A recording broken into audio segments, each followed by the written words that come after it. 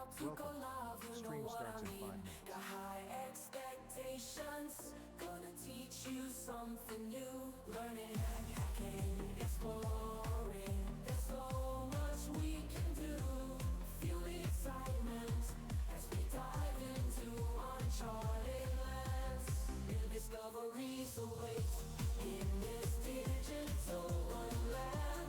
Together we'll unravel the secrets, unlock the code. No limits, no boundaries, no knowledge we'll explore. Welcome to my stream where the fire of knowledge burns bright. Chat with me, let's embark on this journey of delight. From the basics to superpowers, we'll learn and grow. In this stream of knowledge, together we'll grow. T-minus 4 minutes.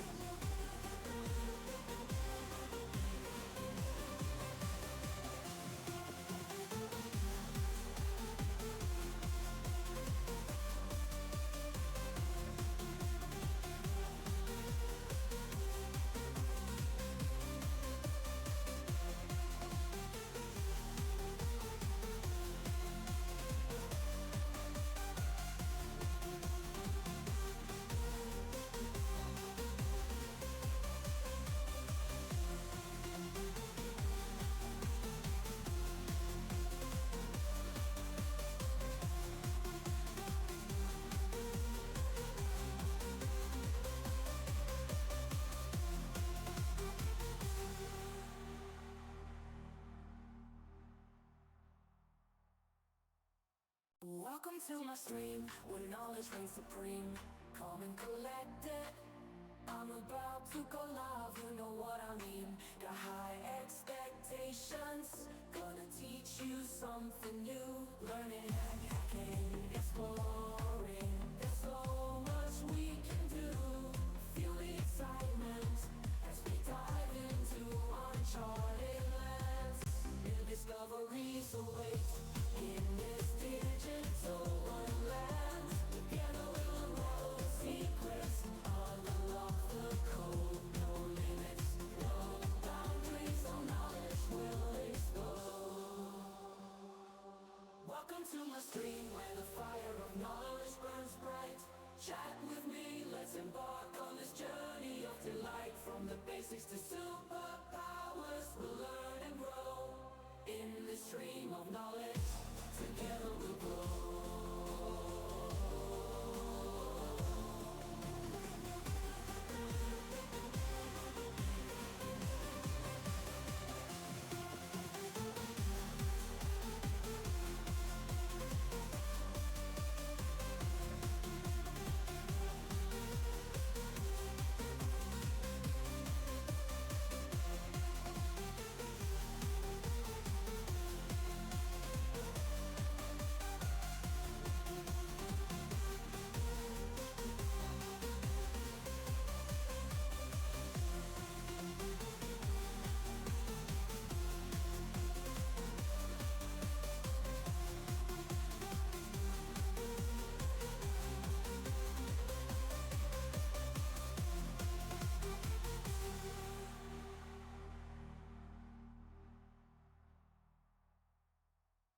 Welcome to my stream, where knowledge reigns supreme.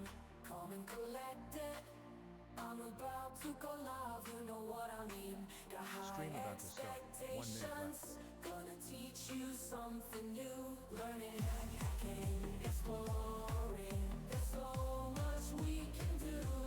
Feel the excitement as we dive into uncharted lands. New discoveries await in this digital wonderland. Together we'll unravel the secrets, unlock the code. No limits, no boundaries, no knowledge we'll explore. Welcome to my stream where the fire of knowledge burns bright.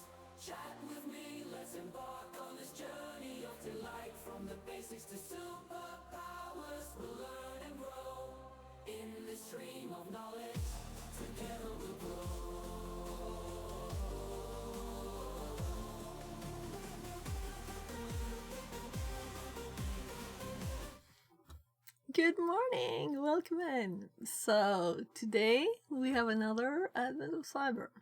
So as they come out at 17, I'm doing them one day after.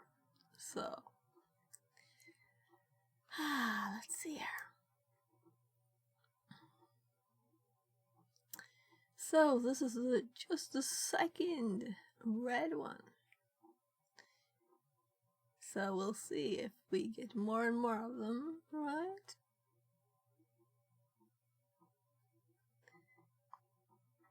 So there. It's just to get started reading, right?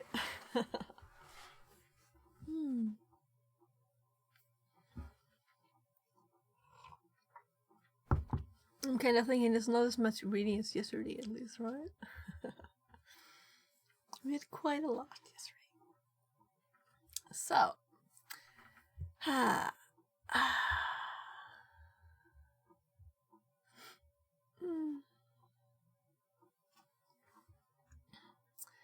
Day 10.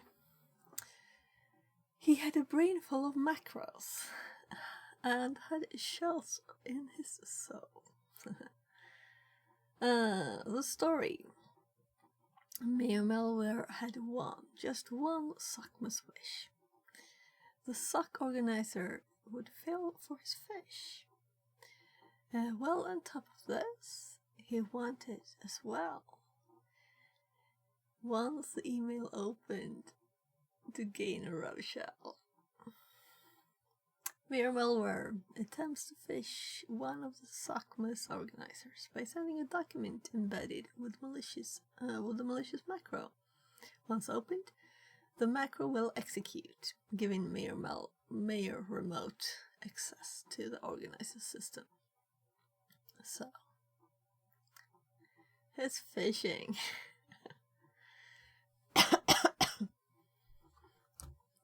Funny image this time, right? Martha May Ware is surprised that her system was compromised after following tight security, but McSkitty thinks she traced the attacker, and he got in. It's none other than Mayor Malware who got into the system. This time, the mayor used phishing to get his victim. McSkitty's quick incident response prevented significant damage. In this case, you will run a security assessment against Martha May Ware. The purpose would be to improve her security and raise her cyber security awareness against future attacks. Glitch is still concerned about any future attack on Martha May Ware and advises McSkitty to run a phishing exercise on her to verify whether she's vigilant about these attacks. So, learning objectives. Understand how phishing attacks work. Discover how macros in documents can be used and abused. Learn how to carry out a phishing attack with a macro. Phishing attacks. Security is as strong as the weakest link. Many would argue that humans are the weakest link in the security chain. It's easier to exploit a patch system behind a firewall, or is it easier? Or to convince a user to open an important document. Hence, human hacking is usually the easiest to accomplish and falls under social engineering. Phishing is a play on the word fishing. However, the attacker is not after seafood.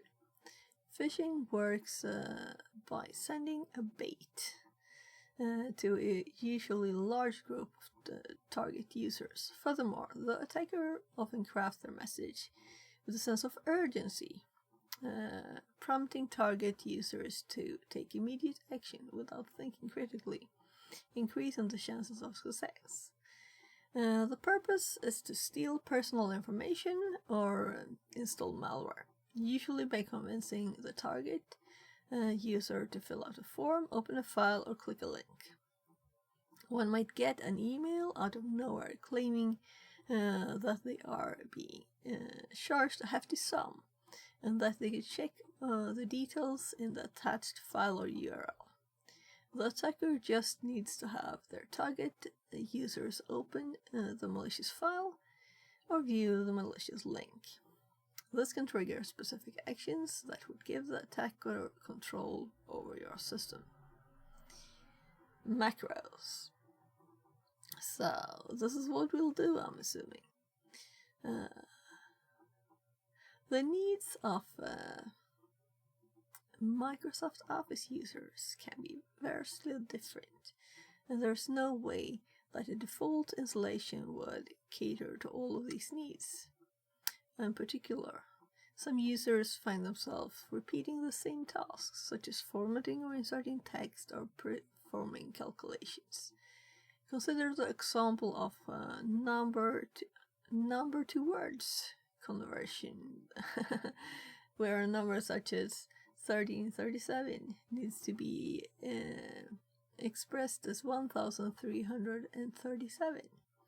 It would take hours to finish if you have hundreds of numbers to convert. Hence, there is a need for an automated solution to save time and reduce manual effort. In computing, a macro refers to a set of programmed instructions designed to automate repetitive tasks. MS Word, among other MS Office products, supports adding macros to documents. In many cases, these macros can be a tremendous time-saving feature. However, in cybersecurity, these automated programs can be hijacked for malicious purposes. To add a macro, I'm thinking more like the functionality can be hijacked, right? To add a macro to an MS Word document, for instance, we click on the View menu and then select Macros, as pointed out by 1 and 2. In the screenshot below, we will specify the name of the macro and specify that we want to save it in our current document, as indicated by 3 and 4. Finally, we press the Create button.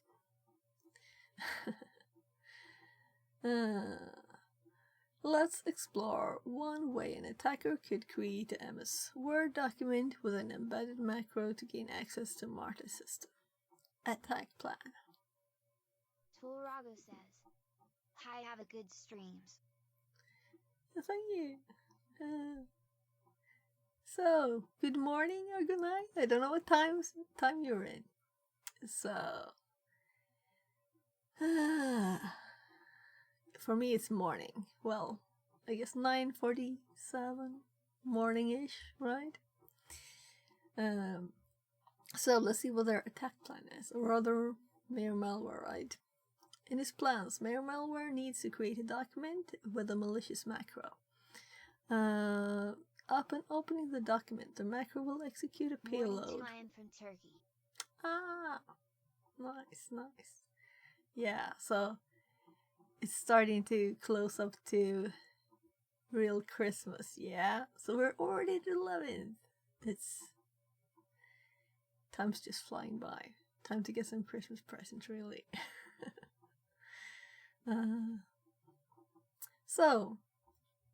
You need to create a document with a malicious macro. Upon opening the document, the macro will execute a payload and connect to the mayor's machine, giving remote control.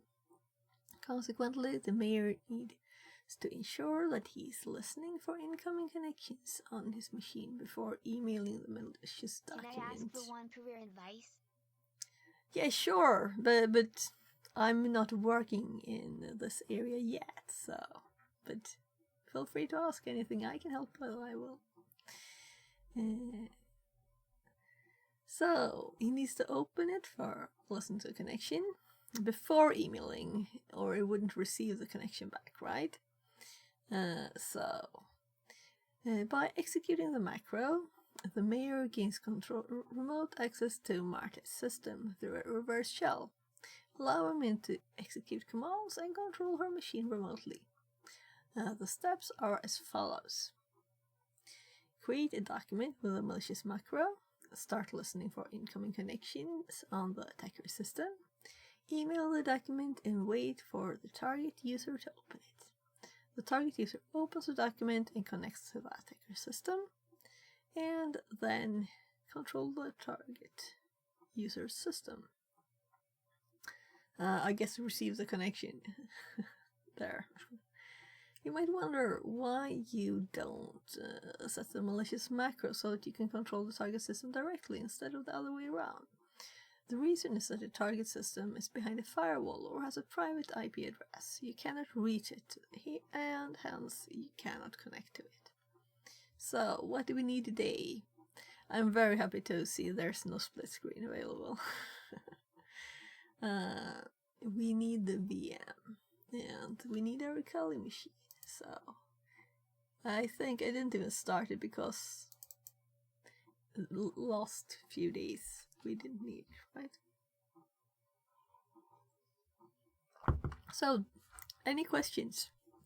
You're free to ask. So I've been working in IT for a lot of years.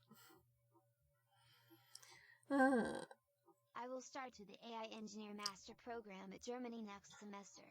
I've experience about cool. backend development and I want to make AI projects related with cybersecurity. Do you have any suggestions about my case? It sounds very cool. So, do you mean about looking for work already? So you could, of course, always try and work at the same time, but if you're starting a master program in AI engineering, it sounds very cool, right? Yeah, so I don't have any suggestion. Well, if you're not already on LinkedIn, get started there, right? So you start connecting with people that have similar, like, areas of expertise, I guess, that you're aiming for. You can also check what they're doing, what they're working with, what's the current thing, right? Oh no, I started wrong VM, so we'll have some time here because this is a Windows one. This is one that Anti-Siphon uses. If I start a Kali one at the same time, let's close this one down first. Yes, I have. Weblink. Oh, nice. Yeah, so you're already getting started. Let's see, we can always connect to, right? I have my LinkedIn in the bottom. I'm waiting for the Windows VM to start. Yeah, I see you. Hello. It's always nice to see an image of people. So if anyone has anything here, so yeah, that's nice. So let's connect. Oh, you already sent one. I'm accepting here. So, and you have a lot of connections already. So I'm sure you got a lot of good connections in what you're interested in. So, yeah. So AI and cybersecurity is a very interesting area now.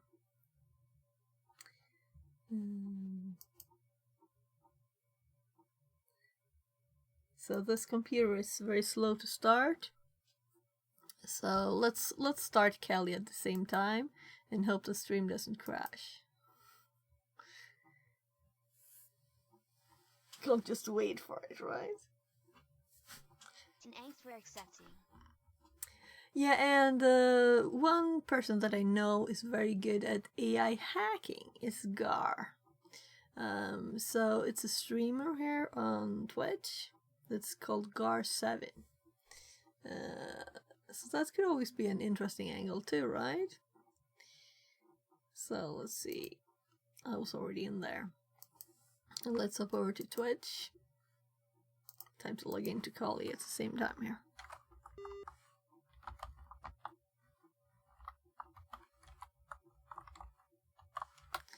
So let's just go to Gar. is Gar7, but there's an underscore too. So this is Gar's channel. I would suggest following him and hope that he's online soon.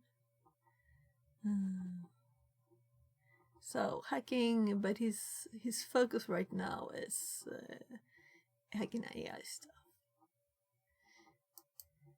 At least what I heard. So he's very good. Real good at I can only just see the general. Kali screen. Oh, sorry. Well, it's Gar_7, but let's reopen the tab. I'm sorry. I realized I did that the other day too, because I was highlighting my list, another stream I had, this channel here. So let's of course give Gar a shout out, right? So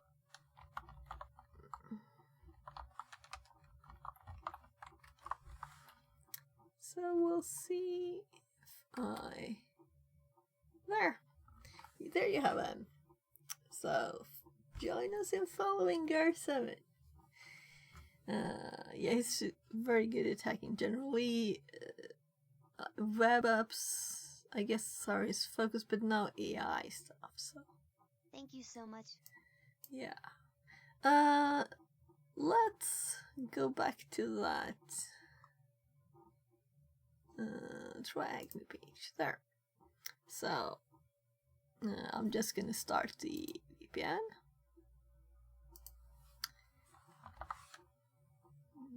You might as well see what I do. It's not like it's secret here.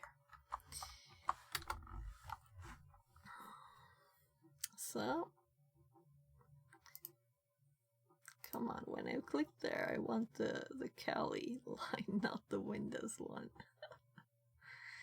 Oh, let's hop to another one, and yeah, so it's ready. We'll see. So let's click the Start Machine button, and I'm kind of thinking we will need. Do you have any suggestion for project idea about AI in cybersecurity area?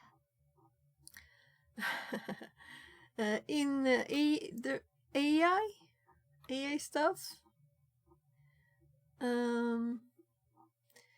So I'm not that good at AI. That's the thing. So I use, of course, ChatGPT and others, but I haven't really thought of projects in that area. You could always ask ChatGPT for some suggestions for projects, too, right? But if you want something really original, I guess you shouldn't. So AI is really interesting, but it's also not perfect yet, at least, right? It's not really AI the way we used to, what we used to mean with it. I'm thinking let's check if the Windows machine is still not started. So this is so slow. I want to get rid of this before we get started for real. But I guess I don't have time to. So let's continue with the room. So if I just think quickly, AI projects in cybersecurity. Of course, it depends on what you mean with AI projects. Do you mean you intend to build your own AI with a certain purpose, for example? It could be. What I'm would worrying be about how much I should mostly. have knowledge in cybersecurity area for doing my projects. Okay. So I think the most thing people are worried about AI is it Like if you give it classification deep learning information. projects. Yeah, so if data is leaked by AI, but people also worry about if you just jump outside of that, that AI will be smarter than humans in finding ways to like attack systems, and what people really are asking for in AI, I think, is coming up with quick defenses against attacks. So, like finding new ways to quickly see what's an attack and what's not an attack. And I think that's where you would really, if you found cool solutions there, that would be money. So finally the machine started, so we can turn it off again here. This is kind of nice VM. If it ever reacts to me clicking a million times on the screen. So let's have this done before we get started again with the room. So I guess AI is a very wide area, but you could just think about cybersecurity. There's this CIA triad where which angles you can think of data and stuff, right? So there's rooms on TryHackMe, for example. Before, I'll have to just log into this. ADHD is the password. Then we can. It doesn't even start it. So let's do this meanwhile. So we can open a new tab.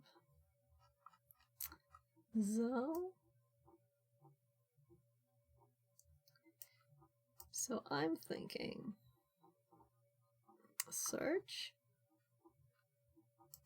and This so receipt says, advent of cyber, not advent of code. yeah, advent of Colorado cyber. says, But I've been doing a CPW bit of camera code is too. frozen. Oh, my camera's frozen. Yeah, that's probably because I started 2 VMs, right? It could also have crashed the stream totally, so I guess I'm not sad. So you can get started with the basic stuff in TryHackMe. I think they're all free rooms. Thank you for telling me about the camera, by the way. I'll fix it. Fixerbot says, New follower Tolrago. Less than 3. So it's so slow, this Windows VM. I'm just hoping still it won't kill stream. Maybe I should just kill VM instead. So I just wanted to, if I could click the close here. Yeah. So it's really slow, but we finally have the start menu. It's still doing its loading scripts. Oh, whoa.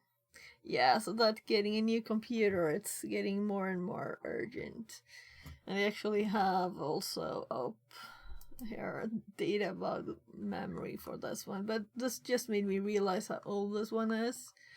I don't think we even could put 32 gig DIMMs in here.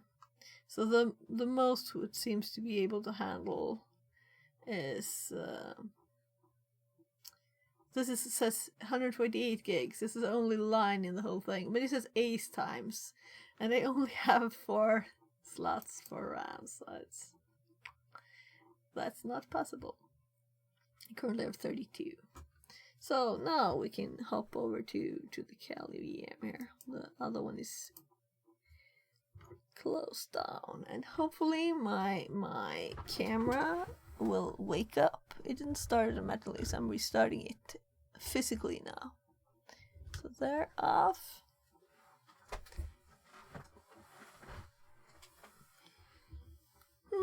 So I'm doing the advent of code sometimes when I'm waiting for my kid at his school, but this is advent of cyber. Yeah, so it is, let's say, more cybersecurity related. It's also more of a tutorial. Advent of code is more of challenges that you learn by exploring. So you have these for your AI data, what to think about, to weigh between usability and the availability there, and that is you still need to have the data's integrity and that if it's confidential. So there are lots of basic info like that. So maybe you could do some of these basic rooms. And if you go to their learn here, you have this basic pre-security and then the cybersecurity 101. And then if you're not really going into security but just want a bit of a grip on it, this is probably enough. But if you want to continue, I'm sure there's AI stuff in here too. So let's just search for AI too. I need to keep track of time. We have a lot of time left, no problem. So I'm driving my kid to school, but not until like 12:30ish. So AI. Yeah, so last year there were also stuff on AI, but I don't think it was very good.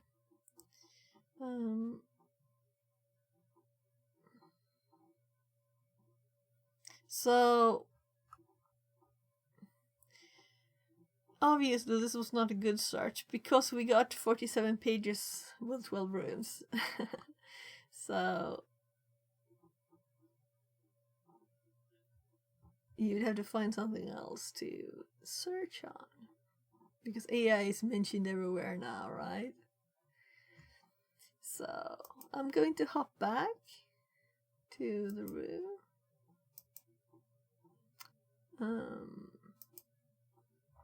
So yeah, thinking of getting more memory for this, but then I realized how old it is, so we'll see.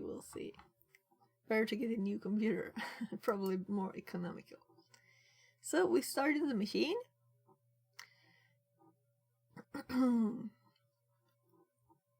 So we're not using the attack box, but my Kali VM. Attack box machine with split screen. On the attack box, you need to do 2 steps. Create a document. Yeah, with an embedded malicious macro. So I thought we wanted to do this on the machine we connect to. But maybe we do need the attack box for this. That would be so sad when I just waited for it, right? But let's see, do we even have an IP yet? We do, but it didn't update here. It still says machine IP in the text. Connection IP. Oh, okay. Because it usually updates with the IP.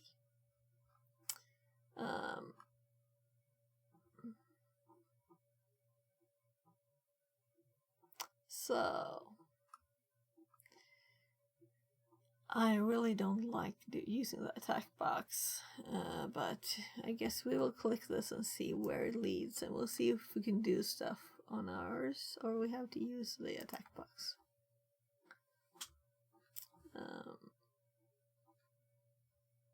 This is also not a nice way to read stuff.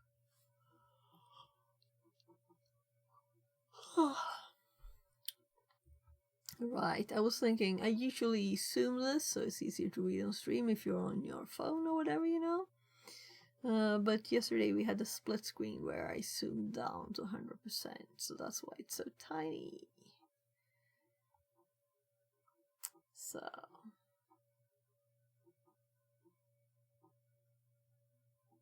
we need to be able to create a macro.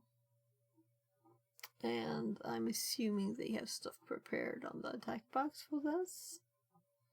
But we can just, as soon as this is started, we can open it in full screen and hop it to the other screen so we can read better too.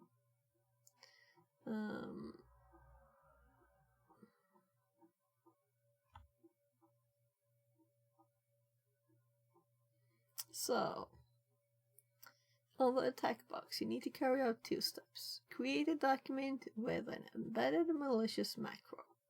Listen for incoming connections. So, we could always listen for incoming connections on our machine at least. Not that it matters. Creating the malicious document. The first step would be to embed a malicious macro within the document.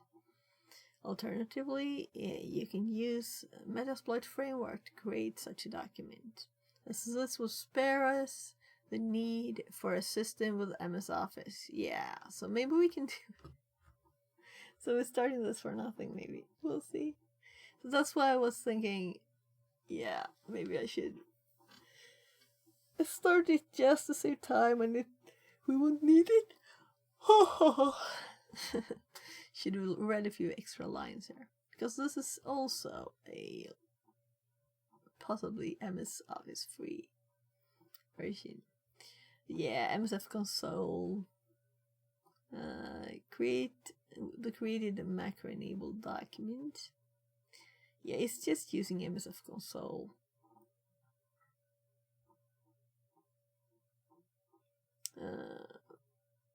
I'm just checking what we'll need.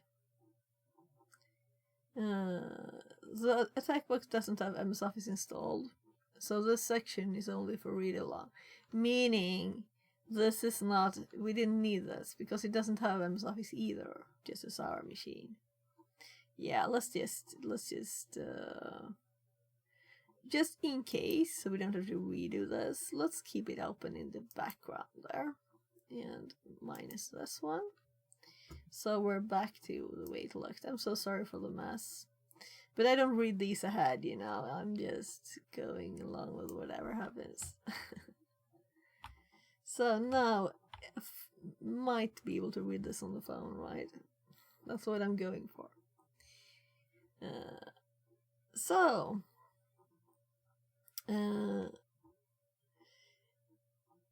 Creating the malicious document. The first step would be to embed a malicious macro within the document. Alternatively, you can use the Metasploit framework to create such a document, as this would spare us the need for a system with MS Office. And I don't have a system with MS Office. You will use the Metasploit framework to create the document with a malicious macro. The rest requires the following commands. Open a new terminal. So we already have, but not on on our Kali machine, right? So let's just run it. So we're actually doing MSF console this time. I'm thinking MSF Venom, right? So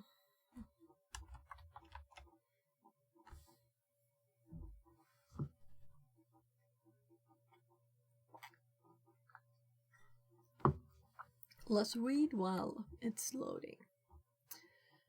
Set payload, Windows Meterpreter reverse TCP. Specify the payload to use. In this case, it connects to the specified host and creates a reverse shell. Use exploit multi-file format Office Word macro. Toolrago says, thanks for advice. I was thinking to start from this video list, web link. Okay, sure. Let's click that. So, course introduction, pen testing.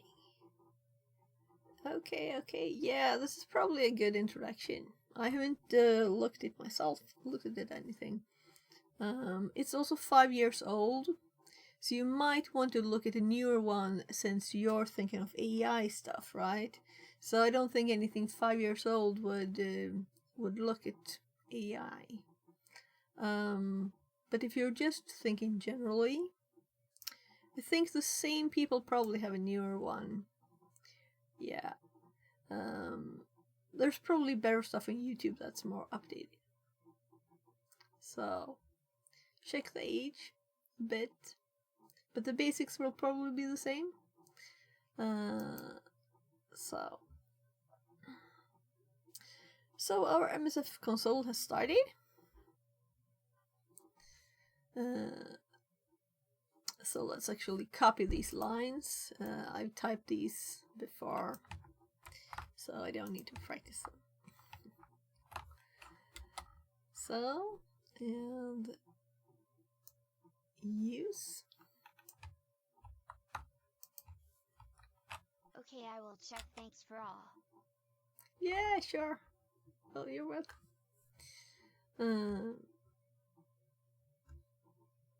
This specifies the exploit you want to use. Technically speaking, this is not an exploit. This is a module to create a document with a macro. So this is what we want then. Because I was thinking, why MSF console? But MSF vending, you can only select one thing, right? You can't do this. This is interesting. We'll probably get a file from this, which I didn't know this. I always love when I get to learn new things, especially things we could use. So this is perfect. Then we have the options. So let's set lhost and the IP address of the attacker system. They have filled in the attack box IP, but we're going to use our IP instead here, because they think we're going to use the attack box. So 10.21.31.111, that's the IP that we have on TryHackMe's VPN. So there, and then we do set the port. So the port number you're going to listen to, and they're using 8888, and we'll just do 443, but we have to do set L port, and I think L port is not case sensitive too. Let me show the options to see if we have set everything we need. And we get some more information also. So, custom template, user share Metasploit framework, data, exploits Office Word macro, template docx. A docx file that will be used as a template to build up the exploit. So, that's interesting. We have the template here if we wanted to modify it ourselves. File name, FSM. MSF.docm, office document macro file docm. Okay, payload options, exit func, exit technique accepted, thread process known. So these are the options that we could possibly have, and it's a thread here. So it's already set for us, we don't have to set it, and then we set these. No handler will be created, which is nice, because I think it will just create a file, right? So exploit target, Microsoft Office Word on Windows. So let's see what else it says. Exploit generates a macro and embeds it in a document. So it will now generate with our information, right? So the point of this is it will put these reverse shell, reverse TCP, Meterpreter. Right, we selected that. I don't like Meterpreter, but okay. Let's follow along, right? So I will probably do this with a normal one later, just to have it done, right? Have finished files ready to use. But otherwise, we need probably to change the IP depending on if it's on different thingies. So I mean, what IP address we have. Let's just do it. Let's do run or exploit. Using template user share Metasploit framework data exploits Office Word macro template docx, injecting payload in document comments, injecting macro and other required files in document, finalizing docum, msf.docum. msf.docum is stored at home Kali.msf4 local msf4 docum. So this path here is kind of interesting for us now then. So let's just copy this bit. msf4 local, right? This is the path. So let's open a new one and cd to this. And let's look here. There's our file. So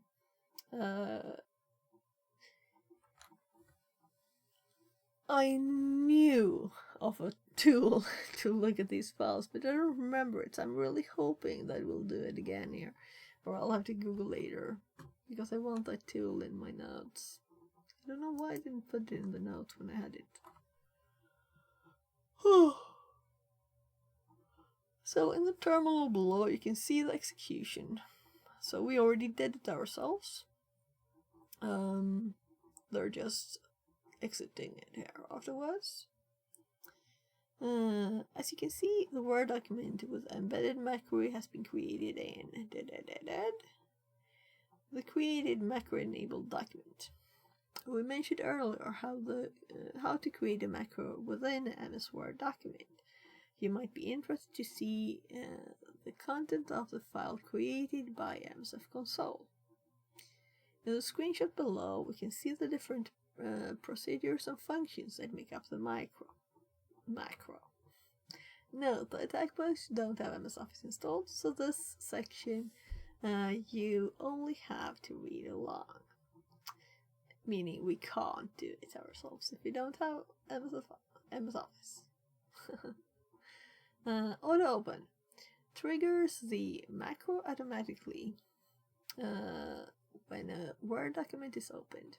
It searches through the document's properties looking for the content in the comments field. The data saved using base64 encoding in the comments field is actually the payload. So we have sub auto open. Oh, so long since I read this. On errors next, dim found value string for each prop in active document built-in document properties. If prop name is comments, then we get data, we base64 decode it, and if Mac, execute for OS, else execute for Windows. So there's functions here, OS X, I mean. So it's checking if it's Mac. And then they have the execute for Windows one. Create a scripting file system object. So many years I worked with this. So get folder. Put together file name. Create text file. Write it. Close it. Create object, vscript shell, run it, and OS X is a echo code and Python app. Okay.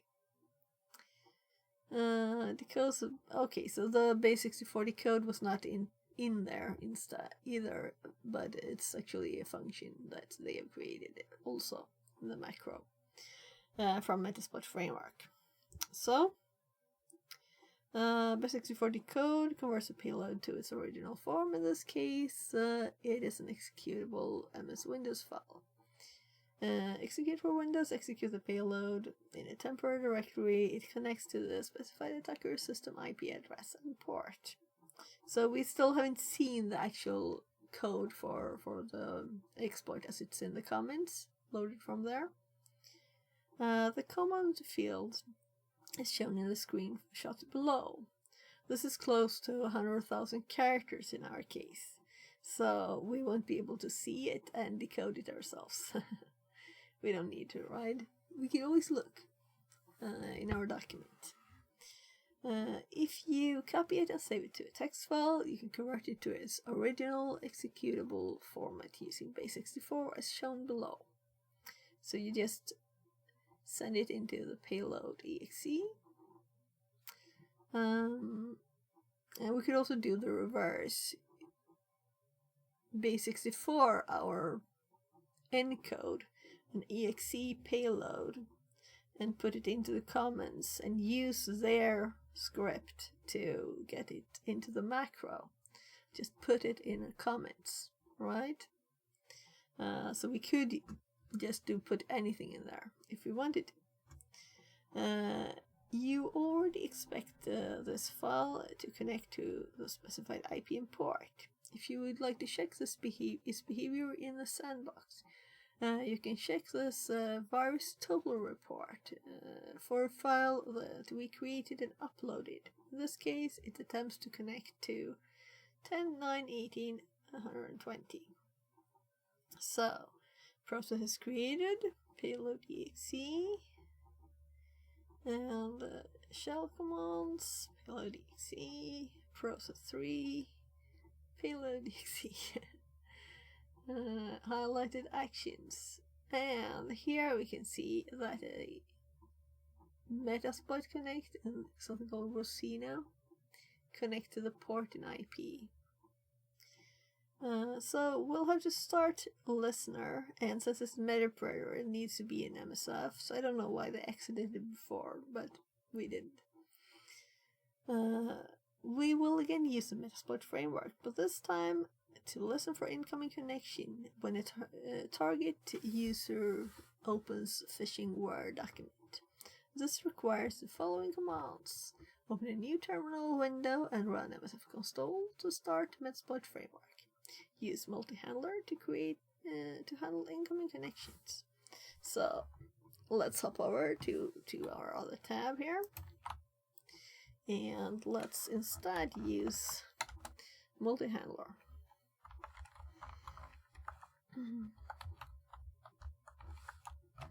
And we're doing that instead. And then we set payload, Windows, interpreter, reverse TCP. So I guess they could have added creating a handle at the same time here, but you usually would prepare this in advance, so I understand why they did it like this. It's logical. This is I'm just continue reading the text here too, so we don't miss any bits.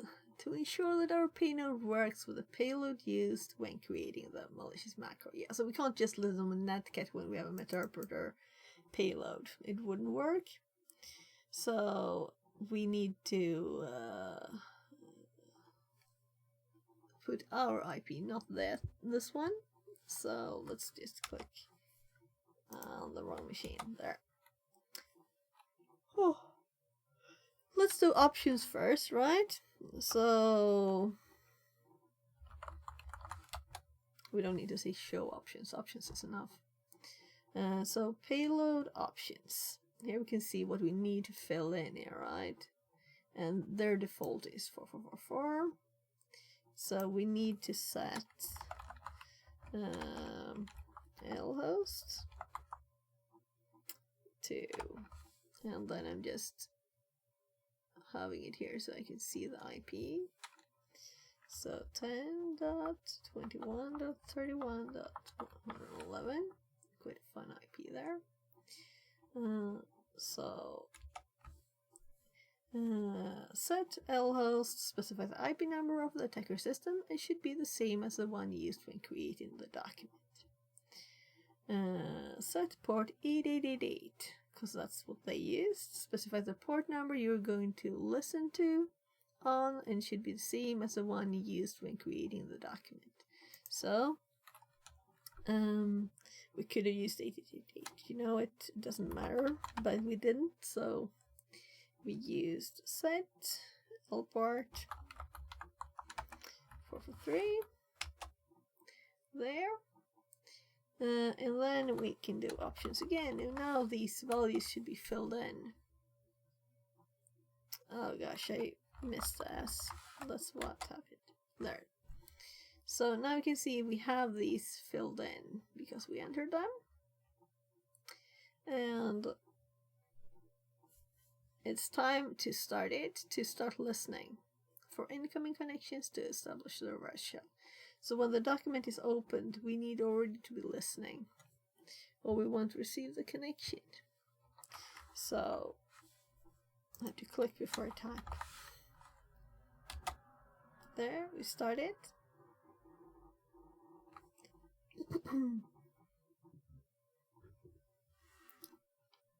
So started reverse TCP handler on 10.21.31.11:443. So the only thing to make sure here is that we're not already using the port. If we were, it wouldn't be able to start. So there. Since we did it, this is just the output from running the commands. So email the malicious document. The malicious document has been created. All you need to do is to send it to the target user. It is time to send an email to the target user marta@socmas.thm. Mirror Malware has prepared the following credentials. Notice that Mirror Malware uses the domain name that looks similar to the target. So instead of SOCMAS, it says SOCNAS.thm, right? This technique is known as typo squatting, where attackers create domain names that are nearly identical to legitimate ones in order to trick victims. On the attack box, start the Firefox web browser and head to HTTP. So now we're going to use this machine we started here. And log in. We're going to use it to send the mail. So we copy this. We head over to our browser. So I haven't even full screen it. So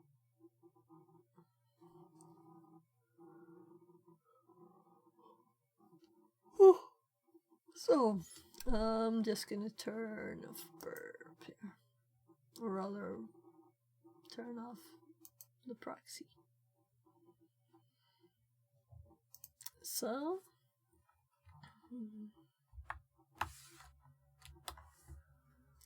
yeah, that was yesterday or something. No, the day before, or the day before. So here we can log in with the credentials. It was info at socnas.thm, and the password was Mary Fishmas. Mary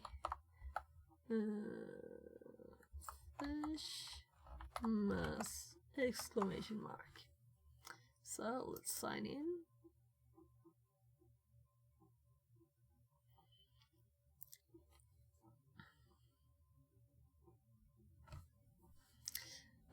Once log in, compose an email to the target user and don't forget to attach the document you created.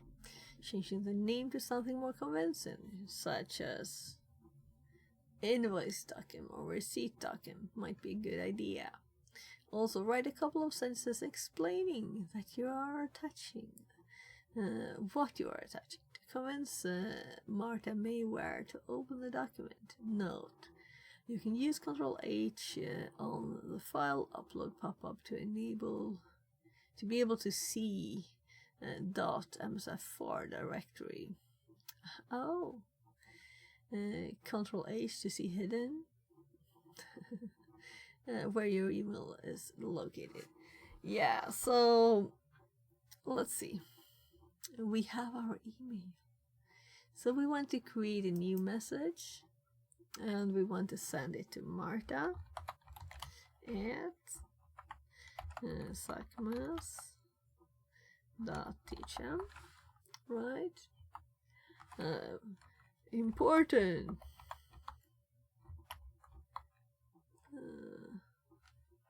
Document. We don't have to be very. Please check. Please. Well, let's just. We're good with that, right? So we need to attach. Here, add attachment. So. So, by default, we can't see hidden ones. I never thought of that. I always do LSLA, you know. I'm not used to the graphical stuff. There. There, we can see them. That's it. That's a good learning point. We should put that in the notes. So, as I would have normally... I would have just typed it, of course, but... So, MSF4... And... Let's just look here, because we already have it open. Local. Yeah, I was thinking local. So, local... MSF4... So, the document is attached. Let's... here's the document you requested. So, let's see what they say.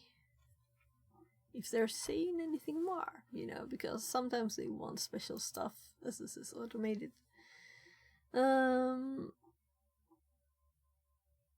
I don't think there's anything more. Exploitation. If everything works out, you will get a reverse shell after about 2 minutes. So, send it quickly is the thing. So, these are always a bit funny. I think I'll have to click twice since I wasn't in the VM. So, we're expecting our... We're expecting a response to this one.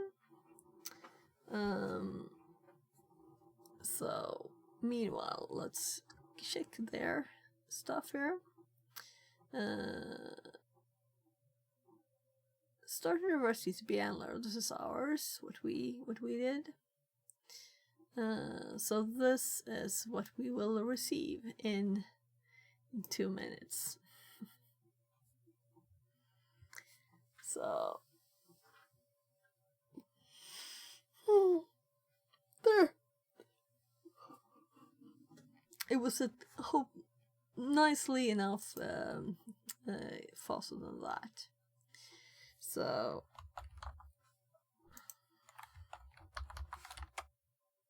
now we're in their machine, and we're supposed to. The flag is a value inside the flag.txt located at the administrator's desktop. So let's see if we have access to that now, or if we need to do anything more. But I'm kind of assuming this is just getting the file, right? So let's see the C:, users. And let's see what's here. We have only the administrator. No, I'll have to type it all if I can't spell administrator.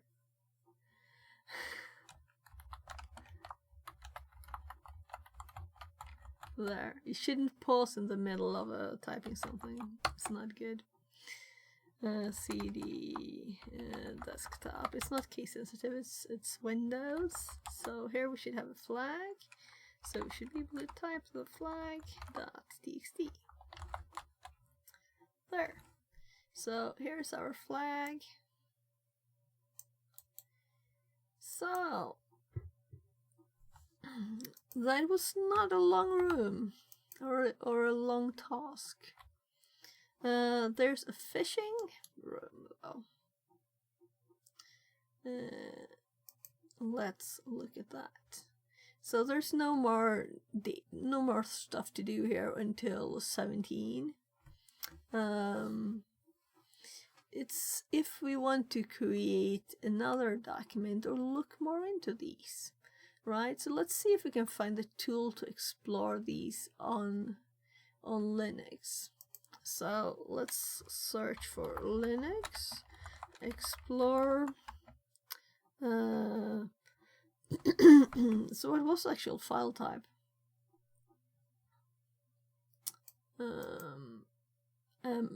Since I have it right up here, right? We can just check. Docum, right? Docum.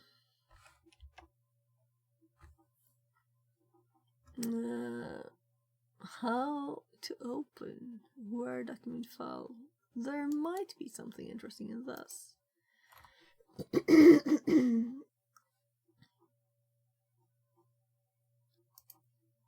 Oh my goodness. So, XDG open should work on all file types. Open an appropriate. Okay. So that's not what we want. They're talking about LibreOffice. CatDoc. Yeah, so these are just user stuff, right? Let's say, yeah, I did use explore, not open.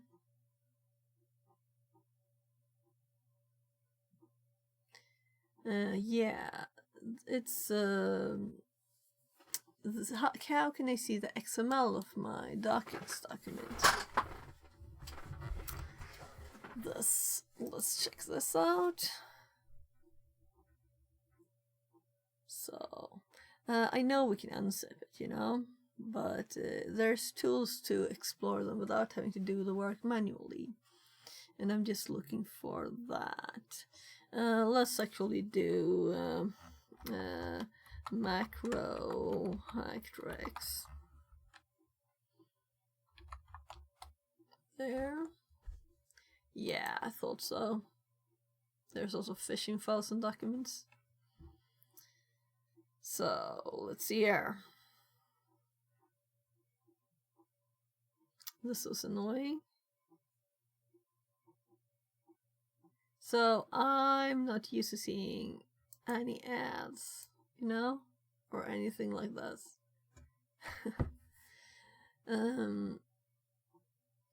So junk code.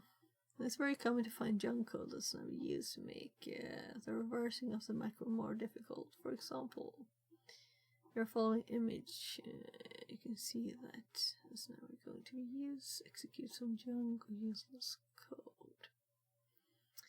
Macro forms. That was not a lot of information. So that's not what we were looking for. Office file analysis. This is what I'm looking for.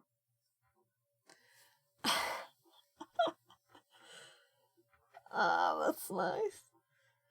New experience.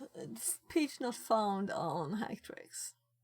So let's search here instead for what was it we were clicking? Office file analysis, right? Let's keep that up too. So, Office file analysis, and this. there.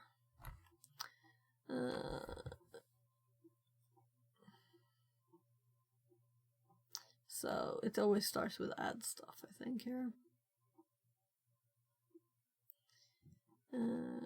Forensics, summary.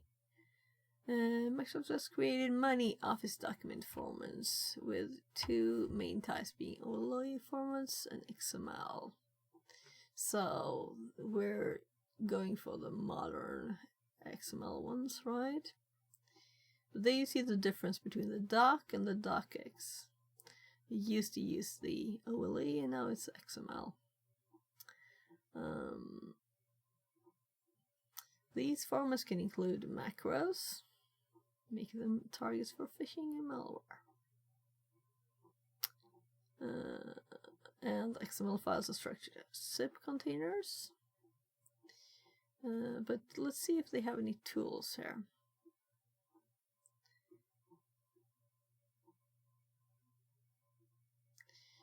OLE VBA. So that's for the OLE ones.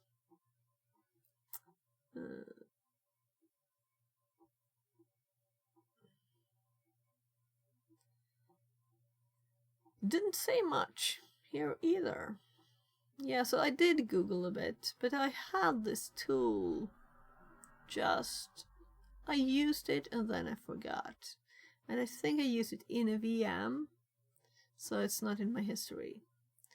But I'm close to just going through all of my history and seeing if I used any commands. But I think it must be a tool that's in Kali.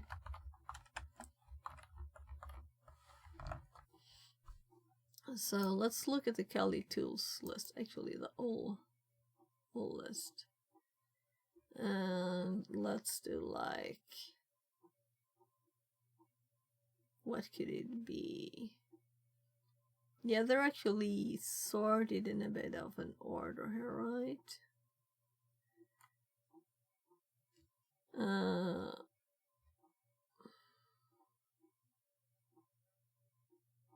There's a lot of tools. So it's not like we can just read through them. So let's start with just searching for macro, nothing like that. And doc.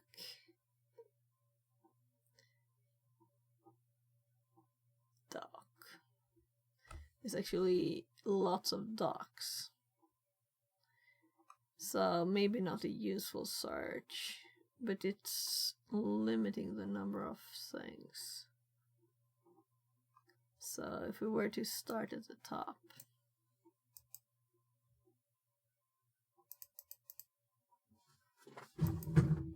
Oh my. So my computer is still open and the hard drive on the floor because it's been copying files during the night. So I have a new 20 terabyte hard drive, so I'm copying in from a different hard drives into it, and then I will back up the most important data to other hard drives manually, or maybe automatically. We'll see. But I usually have my backups somewhere else than connected to the computer. So that's the first doc, of course. Documentation.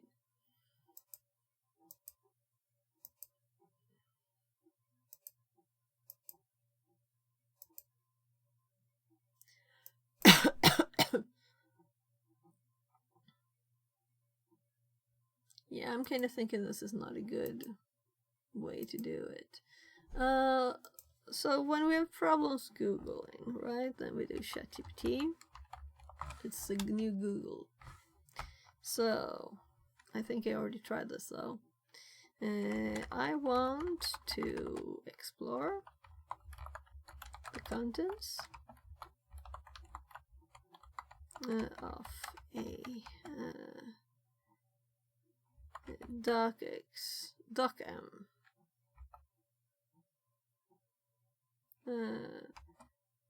or docx file I know there's a tool showing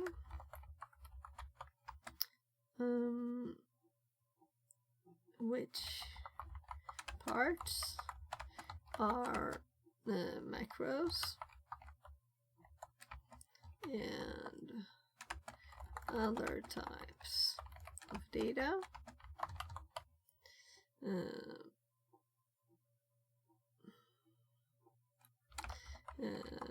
It can also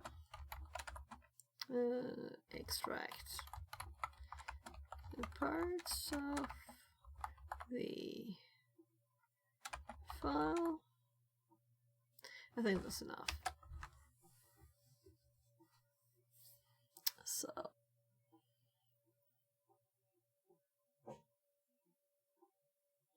only tools.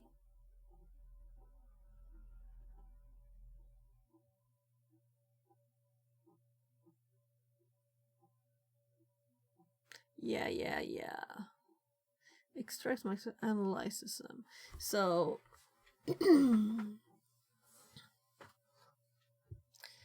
first, let's see if we have this in this list, and we don't.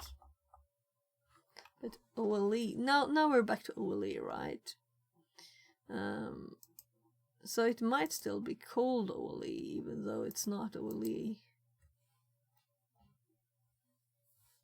That was the previous version, right? Of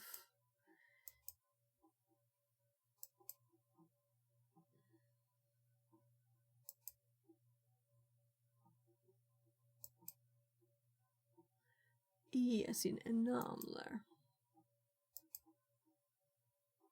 Console, whole, console, enam, E as in enam, not in OLE. Yeah, so those, it's just 5 hits there. Let's just see if we do OLE VBA. Yeah, that's not there. And I have Falcali. So I think the tool that I'm thinking of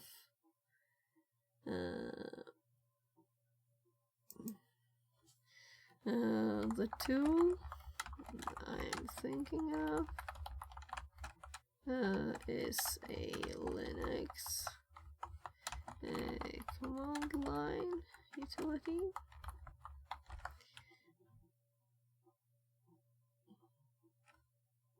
And it's not zip.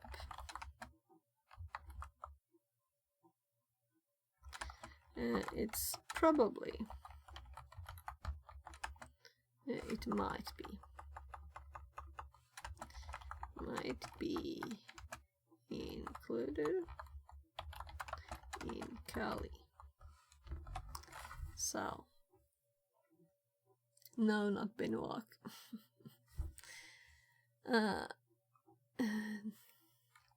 Not Binwalk.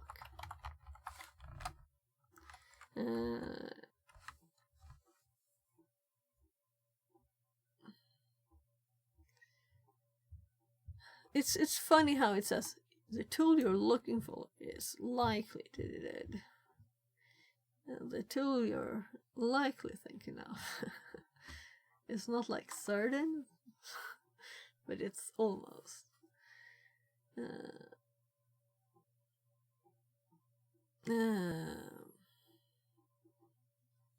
So OLE ID.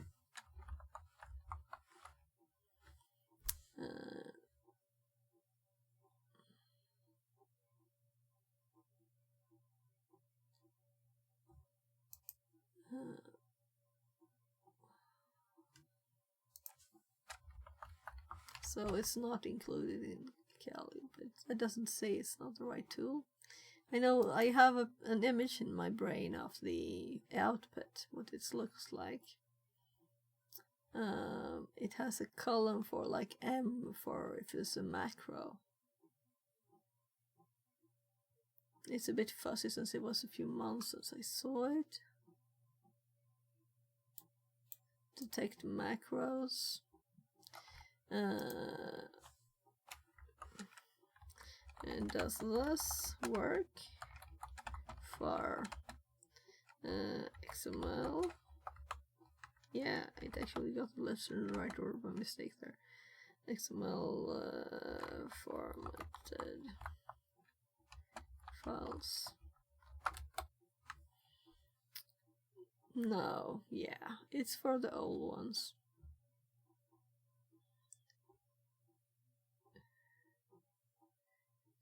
XML lint. Only dump pie. Only dump pie. But we're still saying only. Well, only dump that pie work for the XML formatted files. Yes.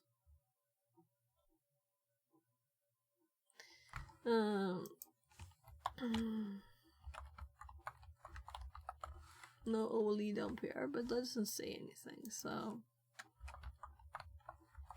this might be it. We don't know yet. Yeah, I want you to Google this. Your little thingy. This is the bad part of it hopping up there when you're Googling, right? Program to analyze.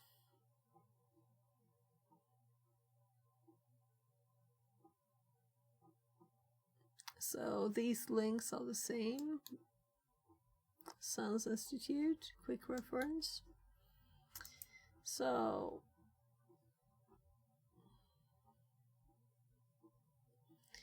that wasn't a lot. There's a download though. 2021.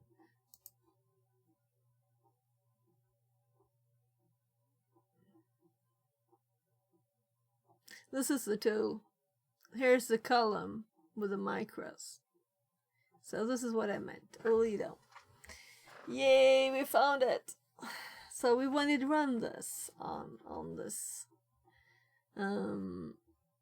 Let's check also the repo, right?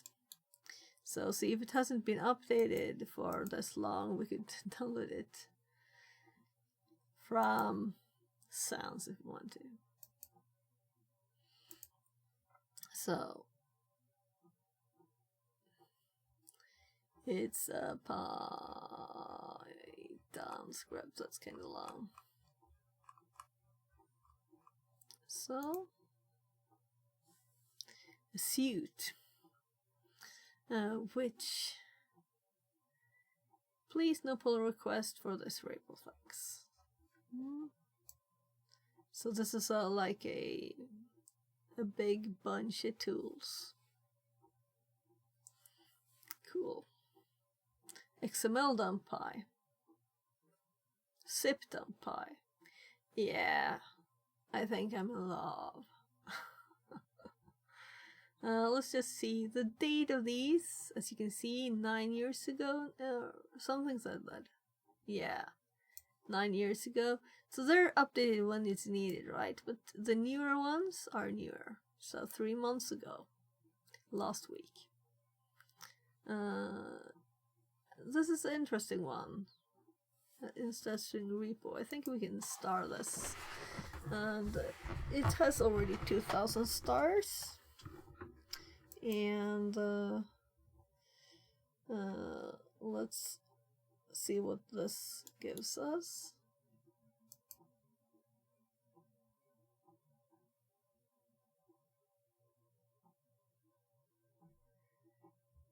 This is odd. Yeah, so I don't open PDFs in the browser. But this is, yeah, this is the help for OliDumpy. Yeah. Very, very nice. So, And we can see here that it's this one. This is what I wanted to check. So it is the same dude. This is the real one. We don't have to read the code, in other words. And we can like trust this. I'm just gonna clone this, I think. So let's just, yeah, let's put it into our Kali, right? We want cool tools. But before we do this, so we don't lose it again, right? We don't want to lose track of this. I finally found it again. And this 11 so track me pops up. Let's go over here. And let's make this is yesterday's stuff.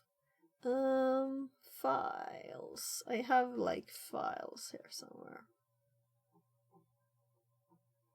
File exploration, right? So let's do a new note called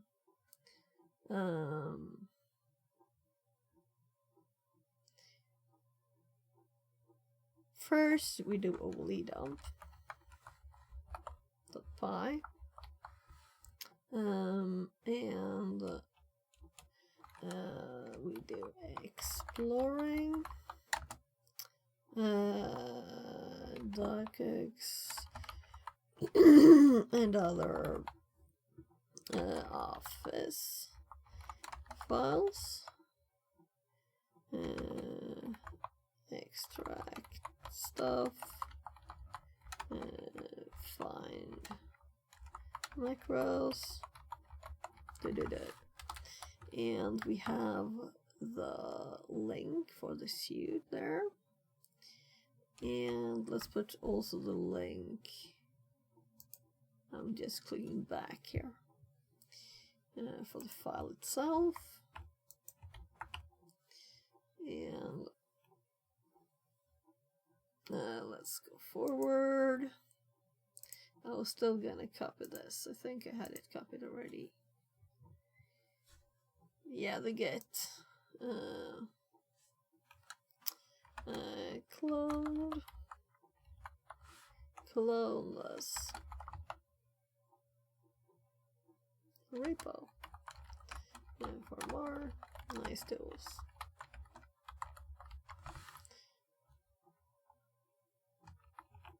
So this is what I have, just confirming there. Let's put this one over it. Then we're going to actually put a new one.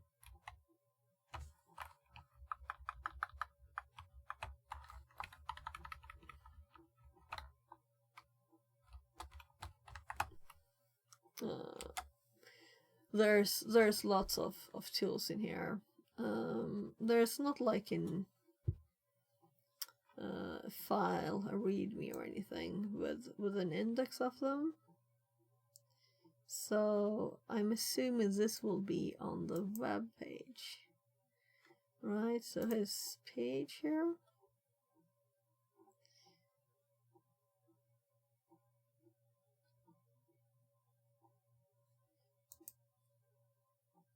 Here's his page about the suit. I bundle most of my software in a zip called GitHub and GitHub registry.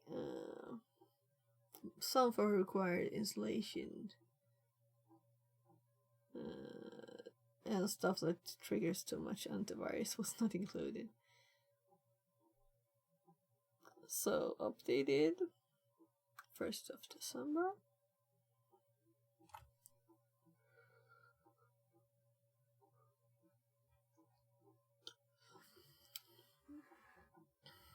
So this is mostly about getting the whole bunch of stuff. But let's click my software. Here it is. Here is why, and this is the new one there that we saw was added recently. So this is the link where we want to see. Alright. I copied the wrong link. So this is the link we want. There was also a zip file. Why would you want a zip file? I don't know, but maybe. So,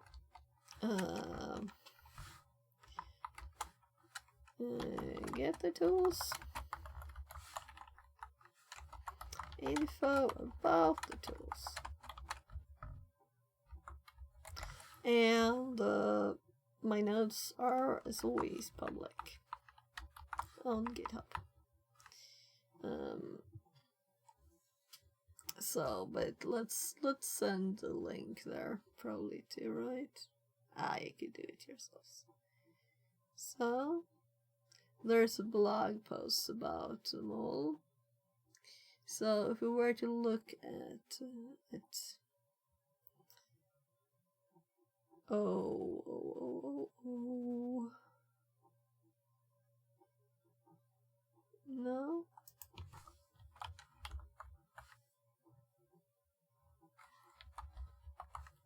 There, I was blind. I didn't see it because it was lowercase.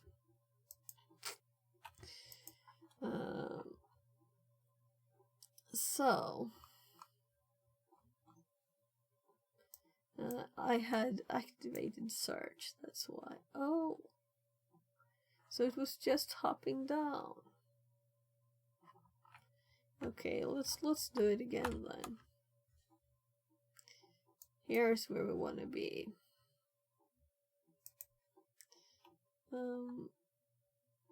But these are all the versions. I want data about it.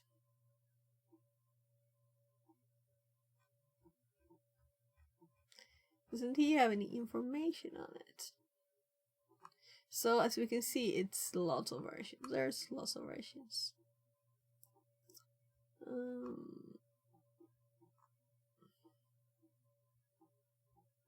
That's the first version, and the last is the newest. So the best documentation we have so far on this tool, but I'm kind of assuming it has a help, right?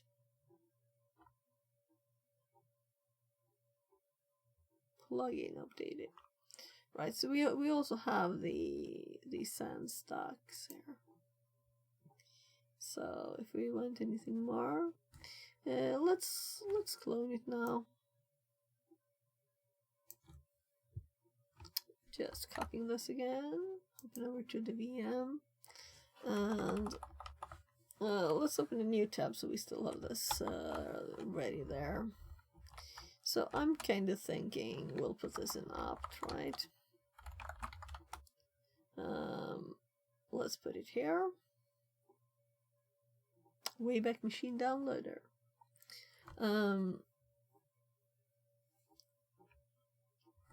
So I get clone there. Oh, we need sudo.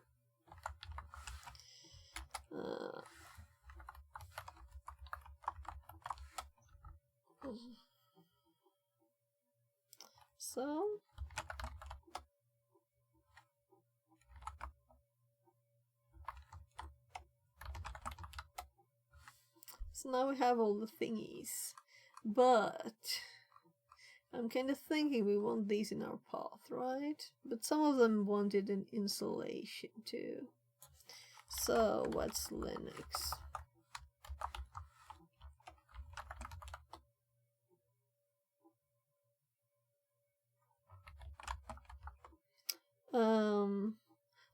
Let's just run it for now, right? So again, we have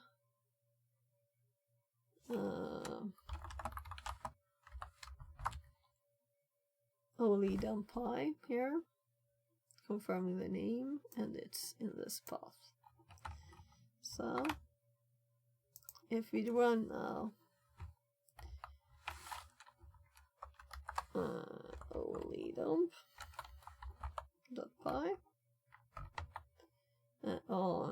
msf dot document. Oh, I'll have to fix the permissions too. But for now, I don't want to do it. I just want to have the results and make sure it's actually what I wanted.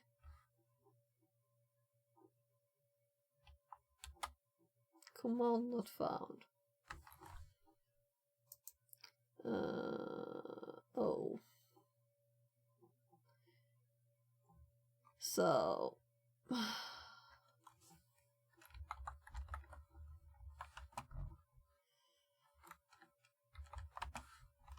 Never done that before. Operation not permitted.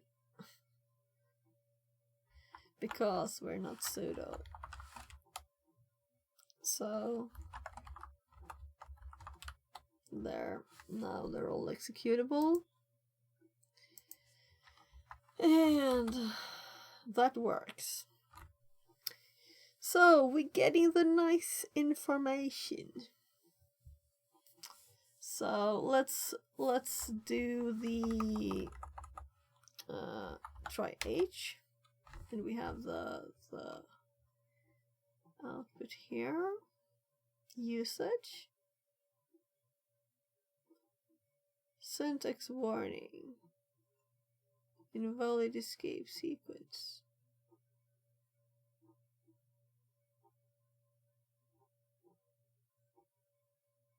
So H exists, but we still got a syntax warning. Interesting. So then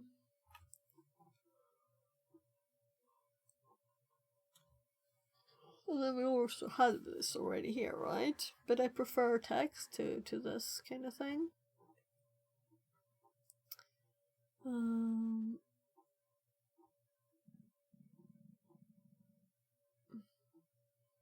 So prior to 2007, docxls files used OLE. 2. File system structure, stream state, storage, stream storages. Office 27 Plus, docx, xls x, docm, xls m. Office files and zip containers. OXML, which may include binary files. VBA macros are always stored inside OLE2 files. For OXML files, VBA macros are stored. By the way, why do I not zoom so we can see better, right? Are stored in a VBA project bin inside a zip container. So let's check what part of the current file. So these have M's here, right?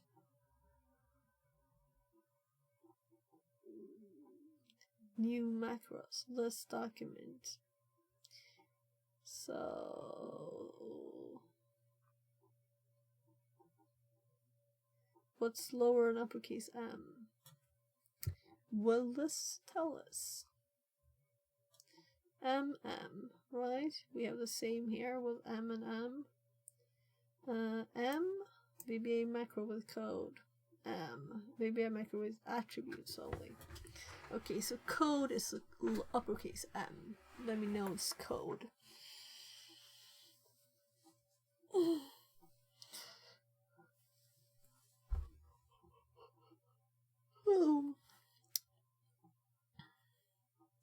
Use the I option for first analysis. This will add counters for compressed and compiled VBA source code.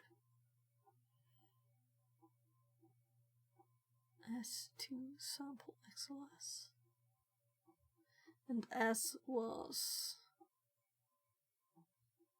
select item for dumping. Oh.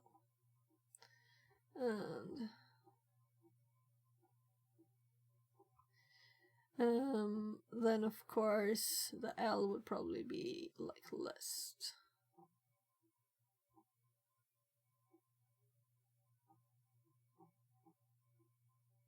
It's not there. So hopping over here again.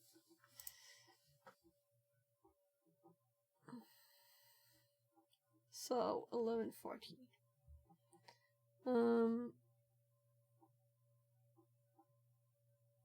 Now I'm very curious. So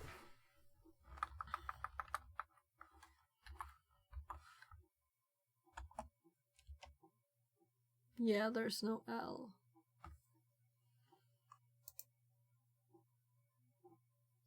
Does it say uppercase I, possibly?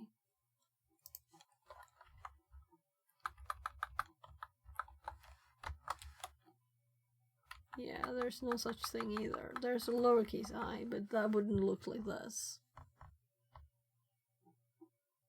Tip, use.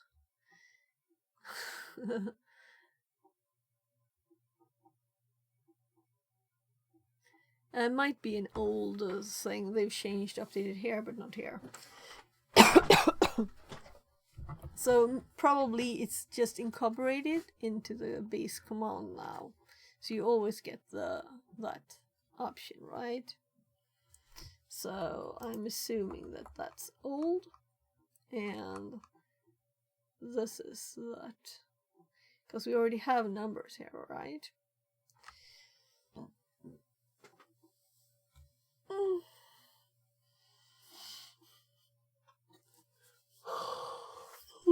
So if we want to extract this, we would do S DOM strings.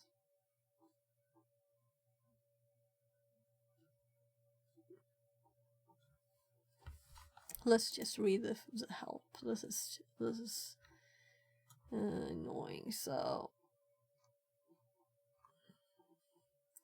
select is S now.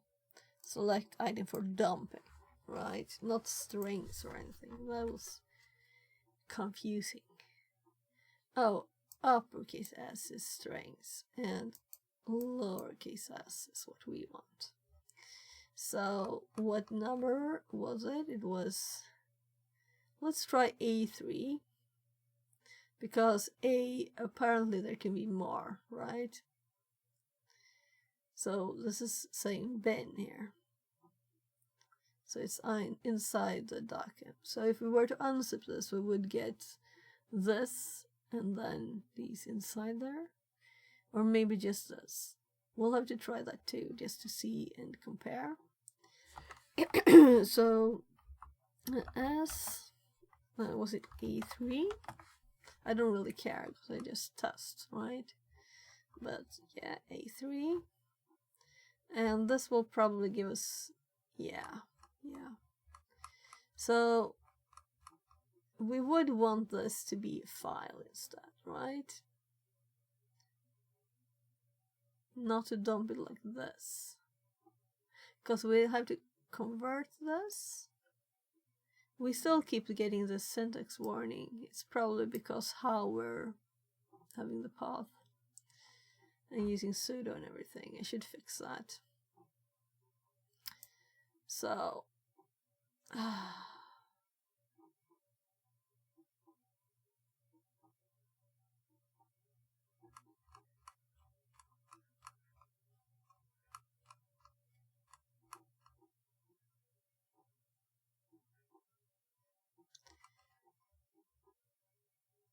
I'm like, why did I use sudo?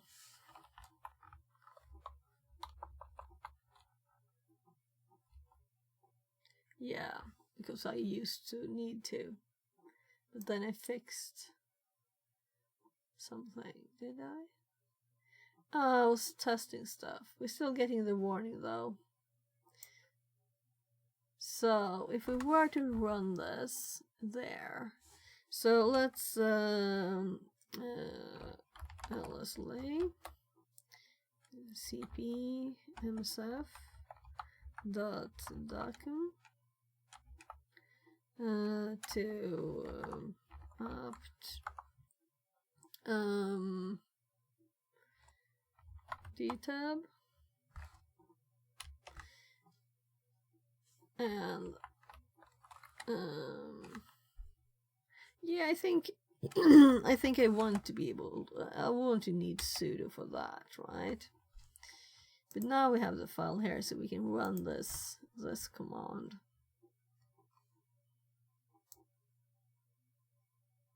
If I can manage to scroll to a good place. So we should be doing just with that, of course, but I'm curious. We're like debugging this now. We still got the same. So now I'm very curious. I guess we'll just put it in the path, you know, but this.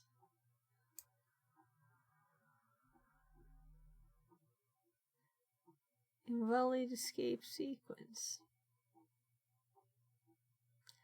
So, if we were to use it, I'm thinking this could be a syntax warning about this document, right?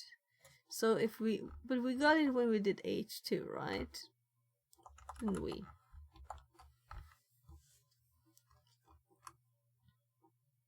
Yeah, so it's nothing in the file, it's something having to do with this.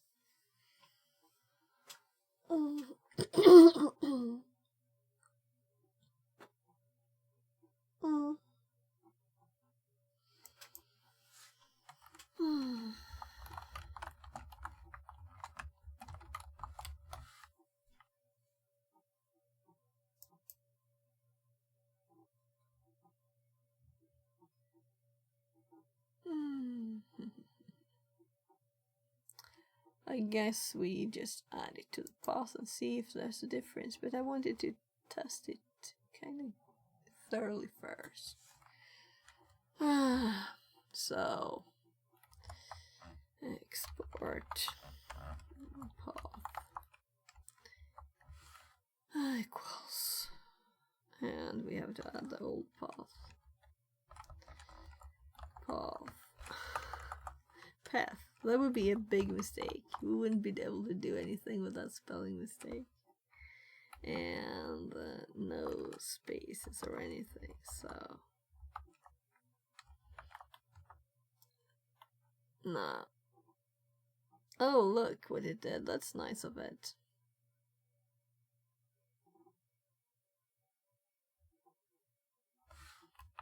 Look at Kali. Isn't it beautiful? Or I guess I should say seashell. It's beautiful. It just expanded that when I tabbed. I'm happy. Though I still have to type the rest of this if I don't copy it. We'll try another tab, right? I'll copy that first. Let's do tab now. Yeah, I did it. So I did the first, and then I did the second too. I'm happy. I love this. So confirming export path. Our old path expanded and nice, and our new path that we're adding with a colon just as the others are. So that should work and not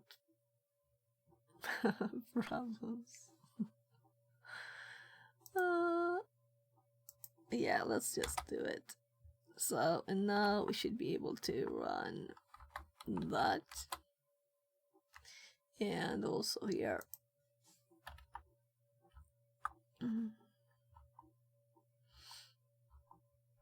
I really should just type OLE dump .py H, right? This is the shortest command. Did I type it correctly? Now I have to know. Yeah. So this shell hasn't got the new one. That's why. So if we do this and do OLE dump .py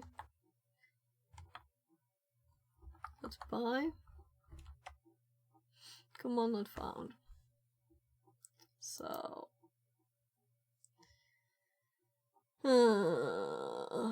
let's just open a fully new one. And let's do woolly dump .py.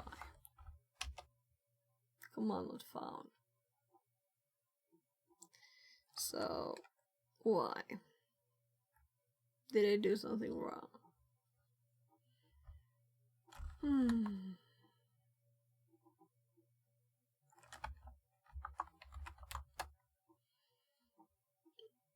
So just testing that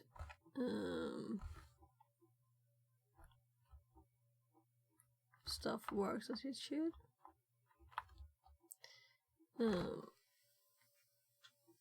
Whatever.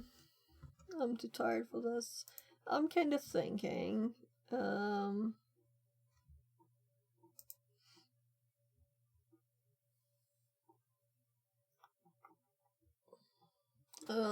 let's cd something here. Let's cd just here and do only dump .py. And we have command not found, and then we cd into no. Oh, this is the one with the local. I went into the wrong one. So this is where only dump.py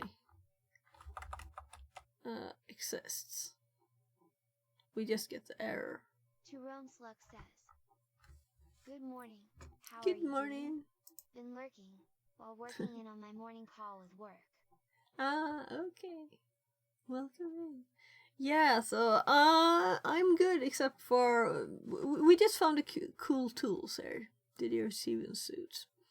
And I was searching for, since today's Try Hack Me Advent of Cyber was on the theme of a duck macro. So I thought I knew there exists this tool to look at them, and I finally found it. Only dump.py, and we found where it's actually this dude that made it is hosting it together with a lot of other tools.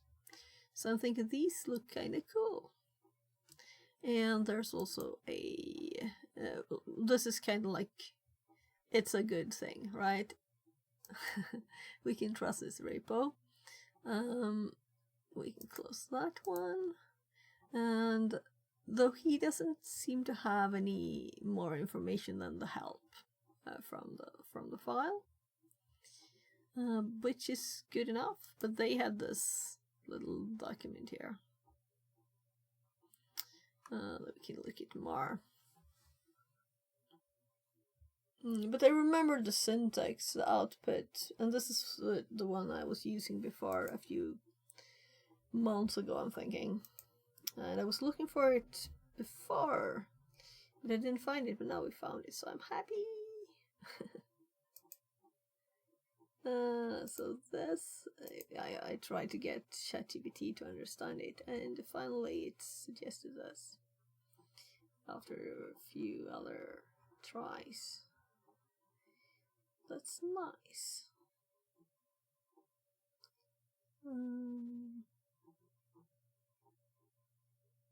Yeah, so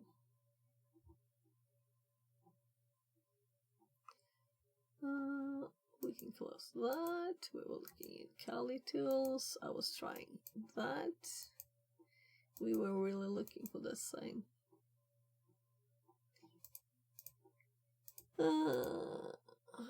So this is in my notes now. We've updated. So we have only dump here. Then it had also other tools. There was zip dump. There was lots of things. So I'd like to explore these more. Though my path didn't really work. Let's look at actual path, right? So let's open a new one. First, let's actually close this one. I'm just getting ready to run a sync of 7.4 terabytes of data. Oh, you know what I'm doing? In the background, I'm actually copying stuff to my new hard drive. Check the size of this one. That's nice. So I can have all of my stuff in one place and take backup of what's important, you know? So I haven't been able to record my own streams for a long time, right? And now I can again, because it takes so much space. And if I want to, for example, Nice. Yeah, record my camera so boring separate. data. Yeah, I understand. But automating is fun there. You can always automate it. You know, the RoboCopy scripts I've been running during nights for work long ago.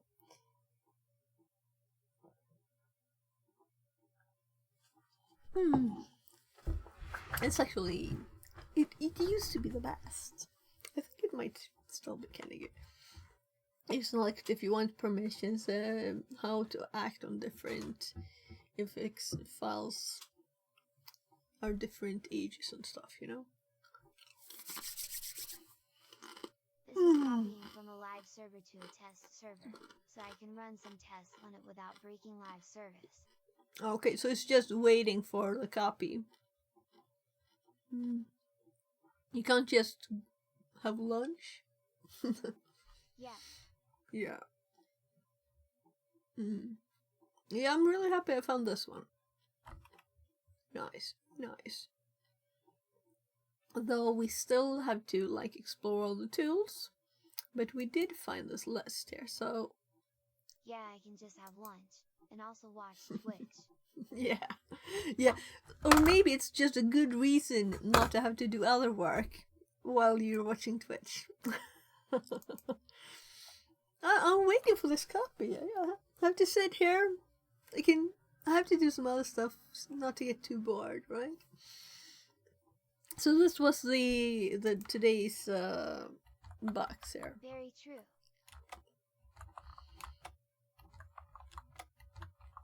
So should I click the X instead of typing exit 4 times? So all new one, all others are closed. So OLE done Pi. So let's look at path.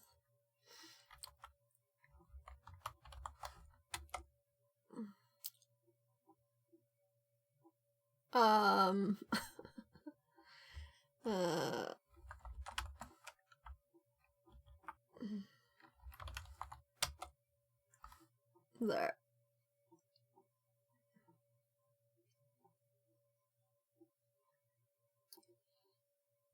By the way,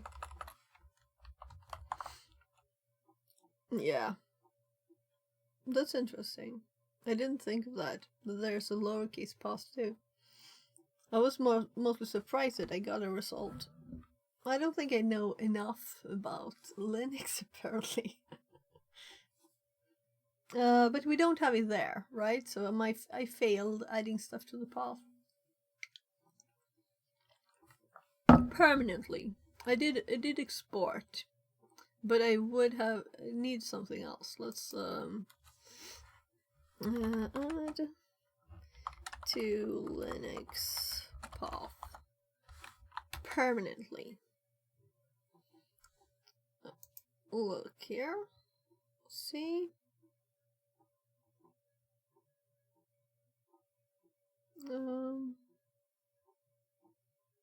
I had the export too. Profile on my home dir. Yeah. But isn't there a command to do it?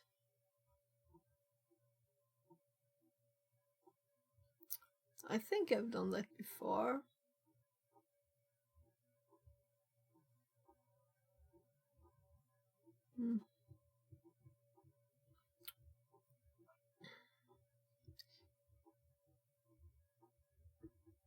Well, you could always, this isn't a command. This is adding it to the profile.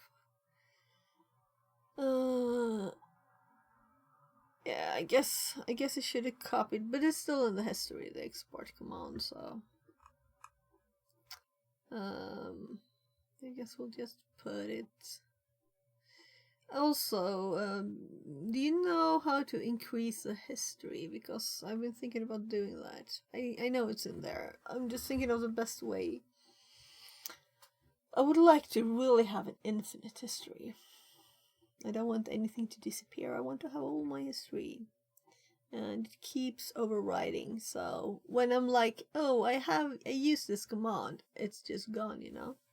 If you happen to like paste some output into your history, it's just gone. I think it's 1,000 by default. So let's look into that. As we're still by the way, first let's get my command. My lifeline.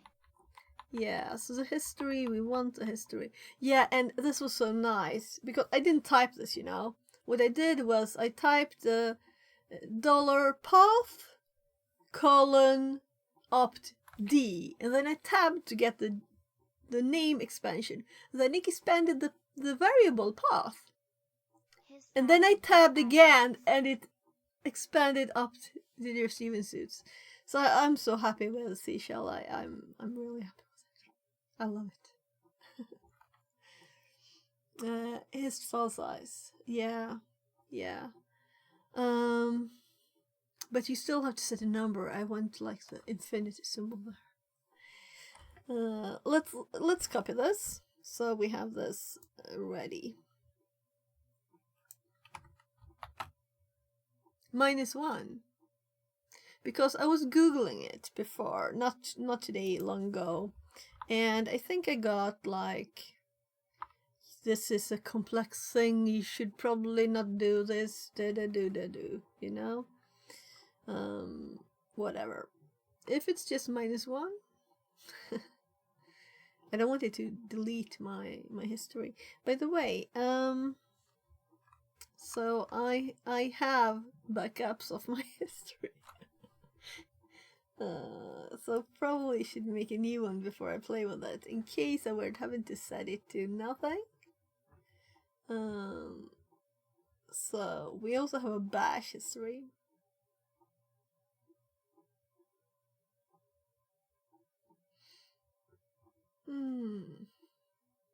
So let's cp.c.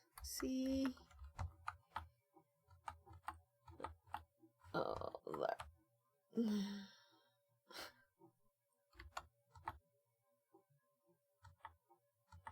There, 2.c. History, and the others are call underscore. Oops. 2024. Do I know today's date? It's 11 still, right? So I only slept for like 5 hours. So it was the 11th yesterday too.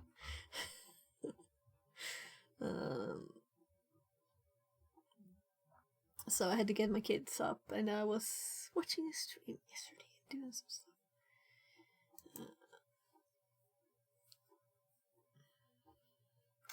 So I actually put some stuff on YouTube. Let's see if it's uploaded, because it's kind of nice to use time, as this is just file copying, right? So day 1, 2, and 3 on the YouTube, and then I'm exporting the normal streams before they like die.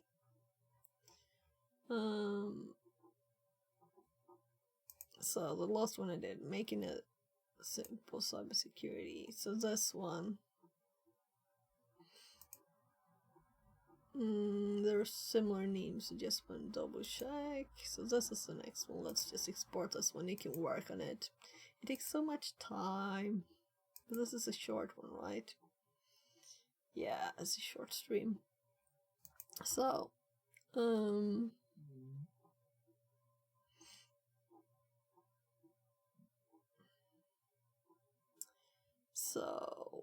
So of course I shouldn't use expanded version.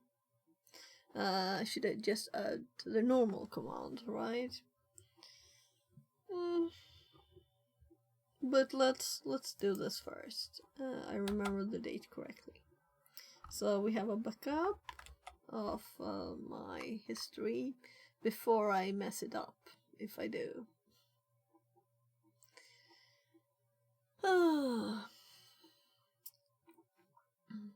So, what files are actually used now?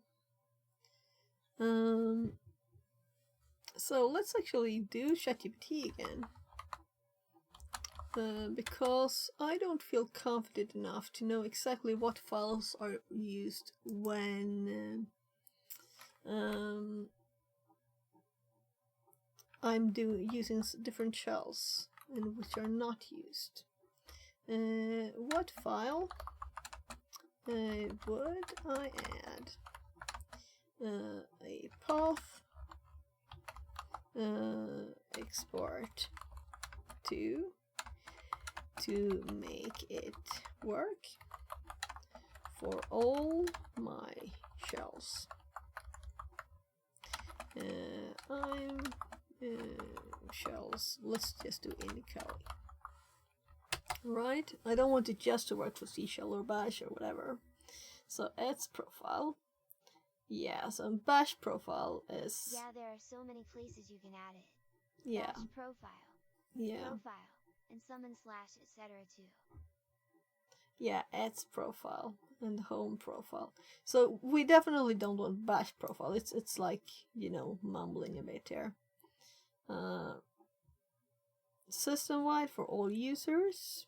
That's probably where I want it, really, because this is a path for tools, and I might want it as root, right?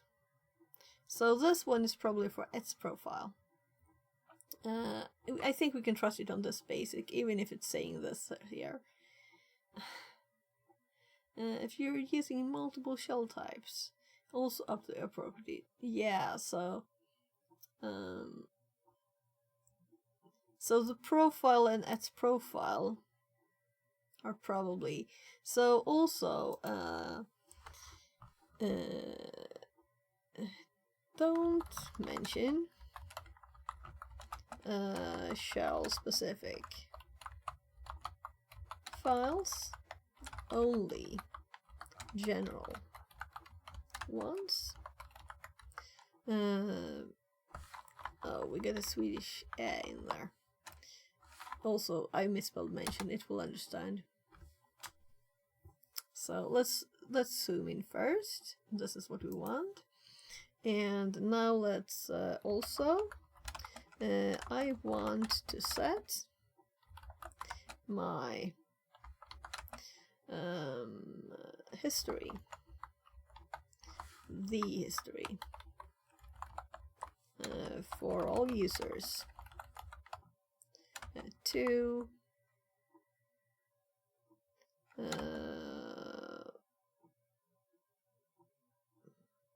well, I don't care about how I formulate this, right? I will understand. So infinite if or very high. Fixerbot says, Thanks for New the follow. Lala. Less than Lala, 3. welcome in. So, yeah. Following line for system-wide settings. Yeah, so we want system-wide settings. And then it's going back. It doesn't remember this. This change will apply to all users. Yeah, so no infinite option. So you said -1, we'll try it. And if it's nothing, there's no true infinite option, but you can approximate, such as in Money Shell. However, this could lead to performance or disk space issues. is 1 for number of lines, and one for size of the file in bytes or something? Yeah, let's ask this. What's the difference between hist size and hist file size?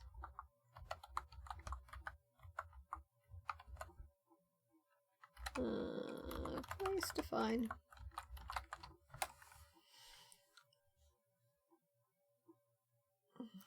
The number of commands stored in the in-memory command history for the current shell session. Once the shell is closed, commands exceeding the size are discarded. Specifies the maximum number of commands stored in the history file. So this doesn't have anything to do with the history file. So more commands than this will not be stored in the history file, I'm assuming then. So if you were to like paste by mistake 1,000,000 lines into your command prompt, it wouldn't be put in the history. That kind of thing, maybe? So maybe this one should have like a limit. As long as you're not never closing down your terminal.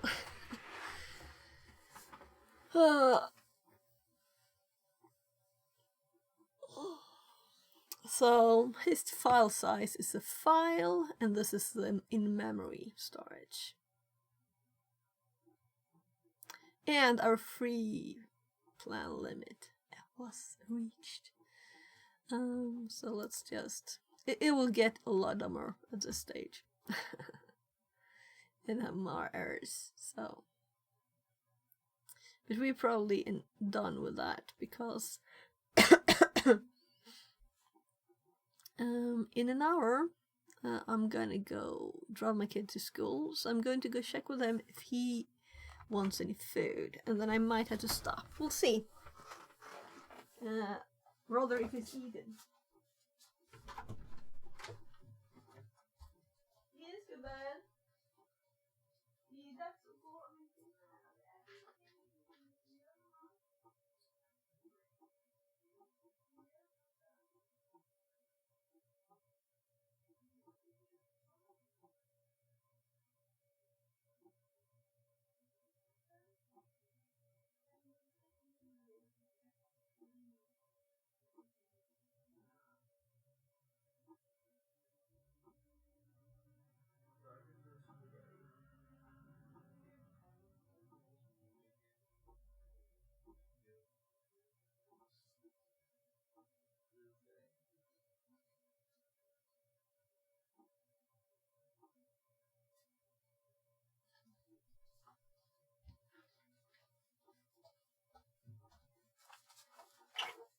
So I made spaghetti and meat sauce yesterday, so I asked if you wanted that, and I'll just go heat it, plate it up. It's 3 minutes. I'll be back in 3 minutes and we continue and actually do the things.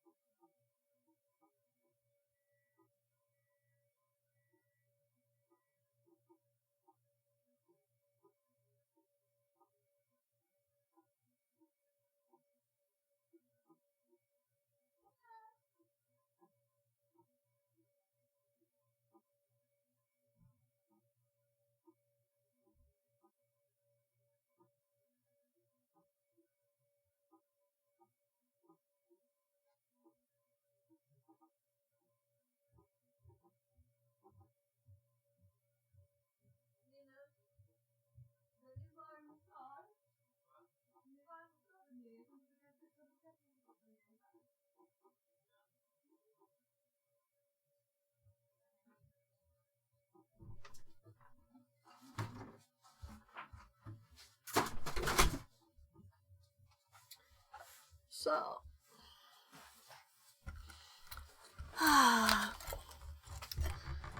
so the question is, should we try the -1, right? So we have like a bit less than an hour left.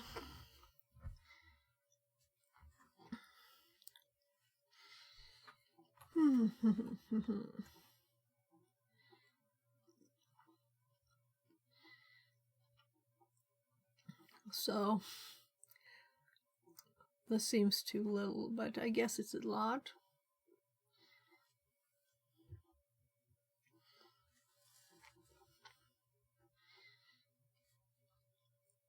So it kind of confirmed what I thought I knew, which also means I don't feel I need to double check it, right? Because otherwise I might have Googled too, since it's a kind of big thing to do. So we have dot profile. We're not changing C profile or batch because I don't want them to.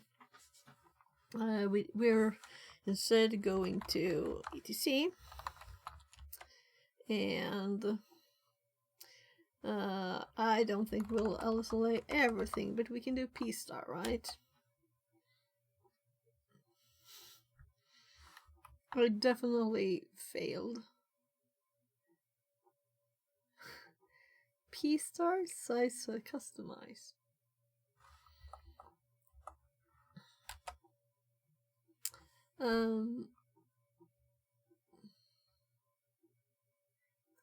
There's possibly nothing, but I think it's mostly that I failed for some reason. So here we have a profile. So let's just nano profile and see what it looks like. System-wide dot profile. Here we also have a confirmation, but here it says for the Bourne shell, right? And that's not really what we want. So this is for Bourne shell, but I'm thinking, yeah, Bourne compatible shells. So we also have let's assume that this also works for C shell. I'm assuming it's compatible because it is, right? So if IDU else, and I'm kind of thinking instead of adding here, let's add like a this is our added stuff section. But let's look for, I don't know how to search in this, if they're even the history would still, if we set values for the history here, they would be overridden, right? So we couldn't do that, but we could set a path here. So path is possible here, and do I still have it in my paste? Yeah, but it's not the version we want. Let's instead do path, because we want this to be able to change. We don't want to set this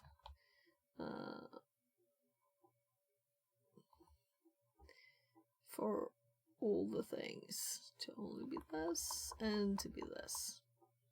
So some of that was probably not added in this file anyway. My channel got bot followed the other day by over 300 accounts. Now today it's gone back down by 18 follows. Oh, okay. So maybe those accounts were removed then, the 18. So is that good or bad? That's the question, right?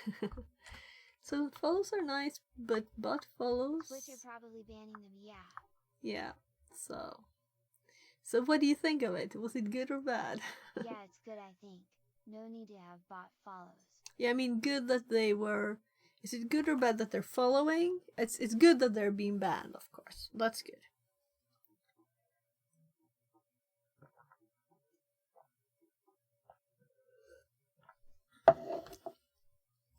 I need to eat some stuff here too. I got some salad that we got with the pizza. One of these. But I might actually not eat more than the. I might just eat a salad and then I might get some sushi when my kid's in school or something. I'm not still I had up. chocolate for breakfast. I'll get some sarnies soon. Okay, yeah. So I'm not really up for running or anything yet. My shoulder is still not perfect, so that's really why I should eat a lot, right? Because I should take those anti-inflammatory pills for my shoulder inflammation. So we have export path. Oh my god, that wouldn't work well. Let's add path too. So we're taking the current path, which was just up there, and we're adding this directory to the path.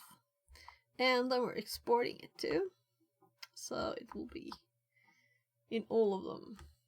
And while we're here, right, let's just check what we're actually doing. So, profile D.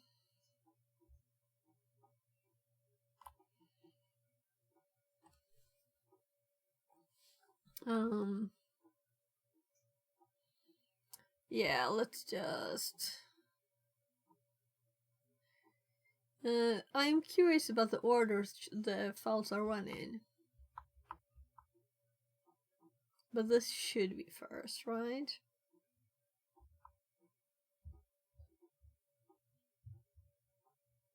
Maybe Games put around and the part stuff. after the equals, in case any paths have a space in them, which they shouldn't. Oh, right.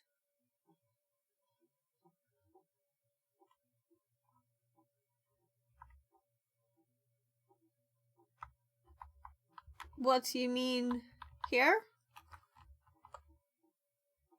Like it is at the top of the file. Yeah, there. So have this like that. Yeah, because the equals, if there was a path, it wouldn't work. If it was a space, it wouldn't work. But this is what is there, so it shouldn't be a space. But it's a nice thing to add. Shouldn't smile, smile. Shouldn't. Yeah. You never know what programs do when they install stuff, right? That you approve. So I pasted the path. It should be the right name of the directory. And what?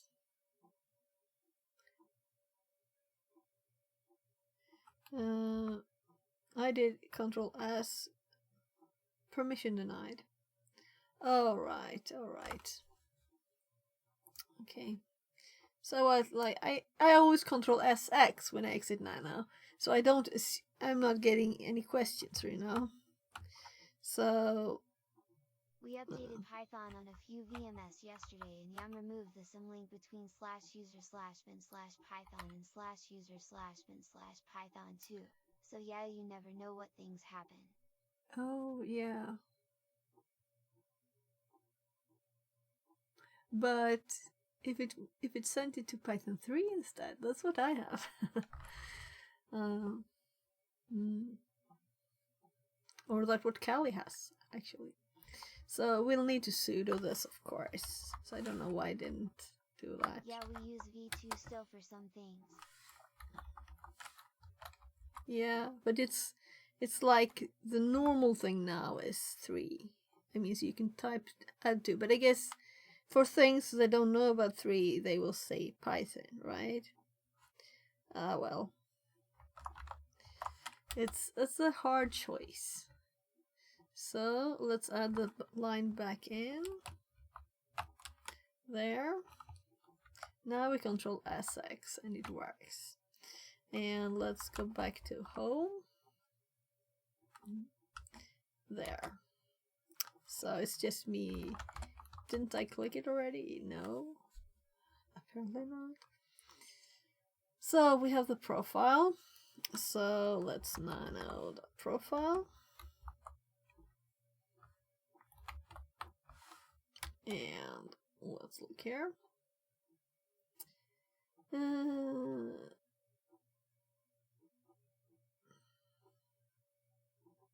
This file is not read by bash if bash profile or bash login exists. So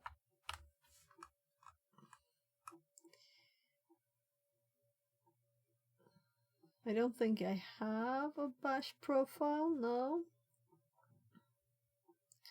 But I have a C profile. So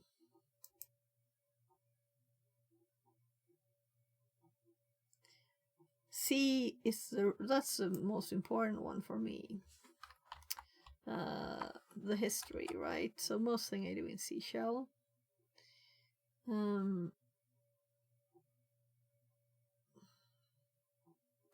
So let's just check.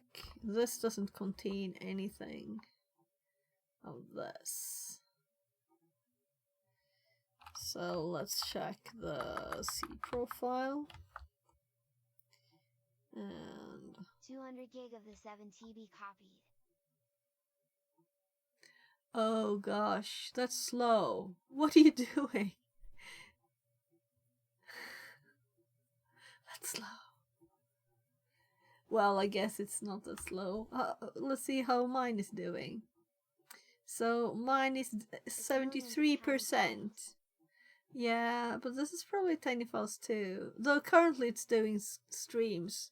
So this is while I could still record the streams. 2024. Yeah, this is before I started uploading to YouTube too. So these are the only copies I have. Now YouTube is my backup. That's why I'm doing the uploads to YouTube. That's the primary reason. Then people started watching them too. So,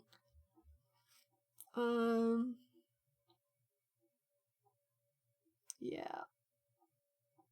So, old downloads. What is it you're doing with those files? Backups. I'm just Were you putting. copying them to another HT? Yeah. So just to another hard drive. This is my new 20 terabyte hard drive.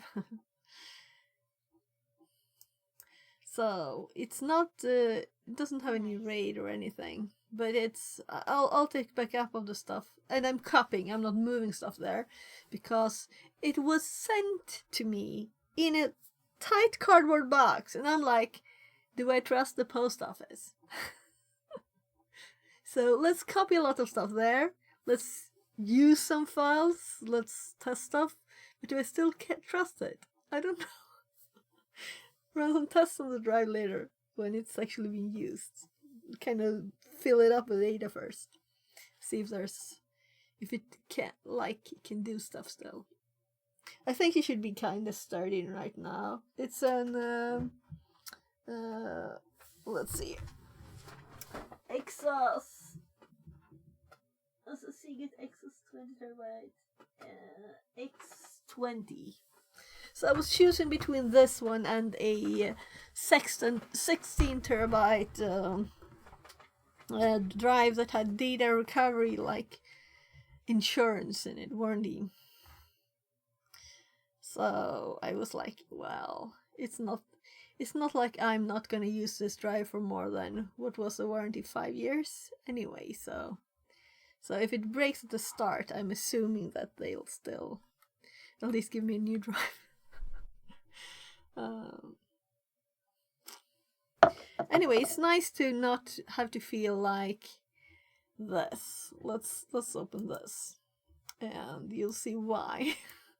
This is a new one. It's already starting to fill up. So yesterday I copied the contents of this one here, and now we're doing the next one. So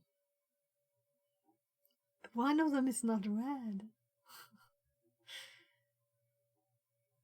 We also have spare drives for our. This is a RAID 5, the QNAP. So we should put those new, bigger drives in.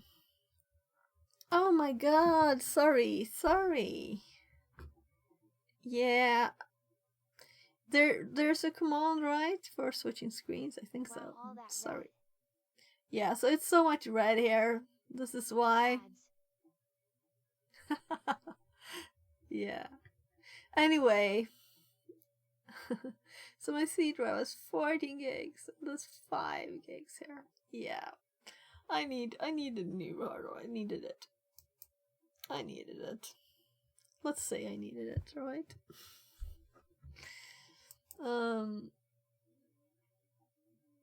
Local bin.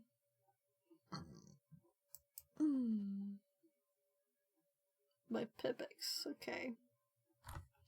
So this means I don't have a profile that overwrites the main one.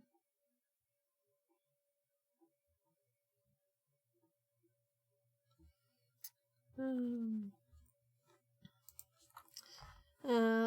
which file is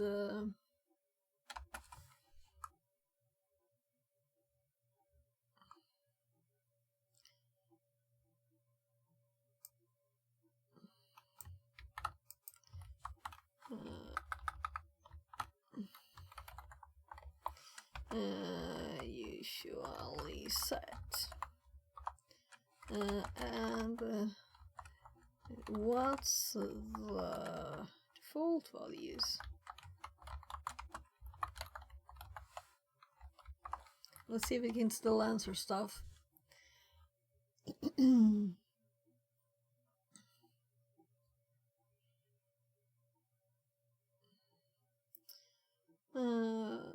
Following files. Bash RC. So, what about where is the default? Like in Kali.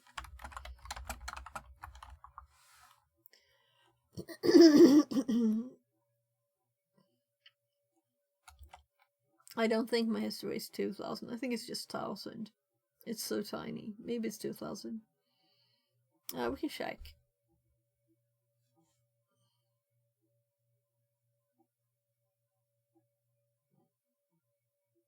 Yeah, it's 1000. Yeah, I agree with this.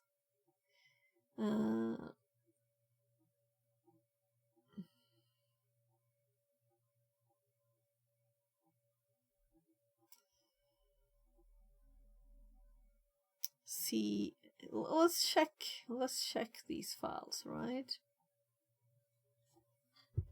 So, though we have a C profile, not I don't think we have a C, maybe we have a CSH or C. We do. So,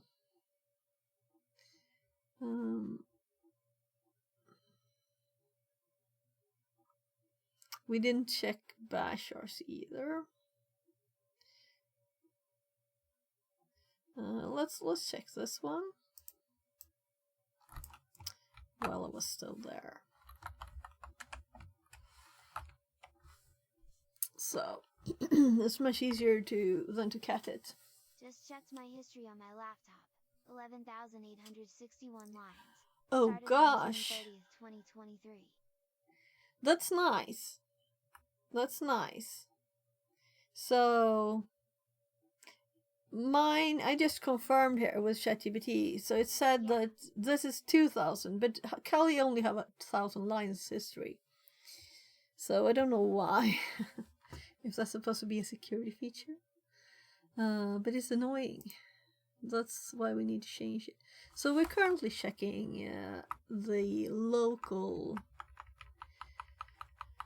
CSA RC file. I don't remember upping it. Maybe it's default and So, Ubuntu to be bigger. hist file, hist size, save hist. So here we have a new one. save his to.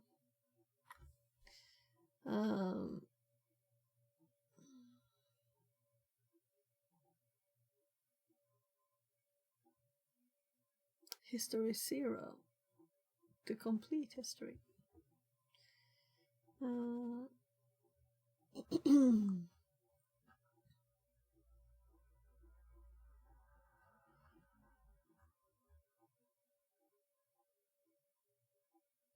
So all the paths combined, you know, there are so many.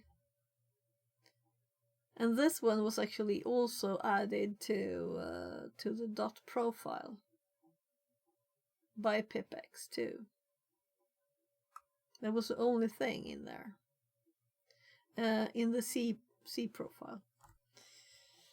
So that's even more confusing, that it's both files are for C shell, right? So the files are not created by Kali itself, but from, well, this was just added. The other file was only that in it, so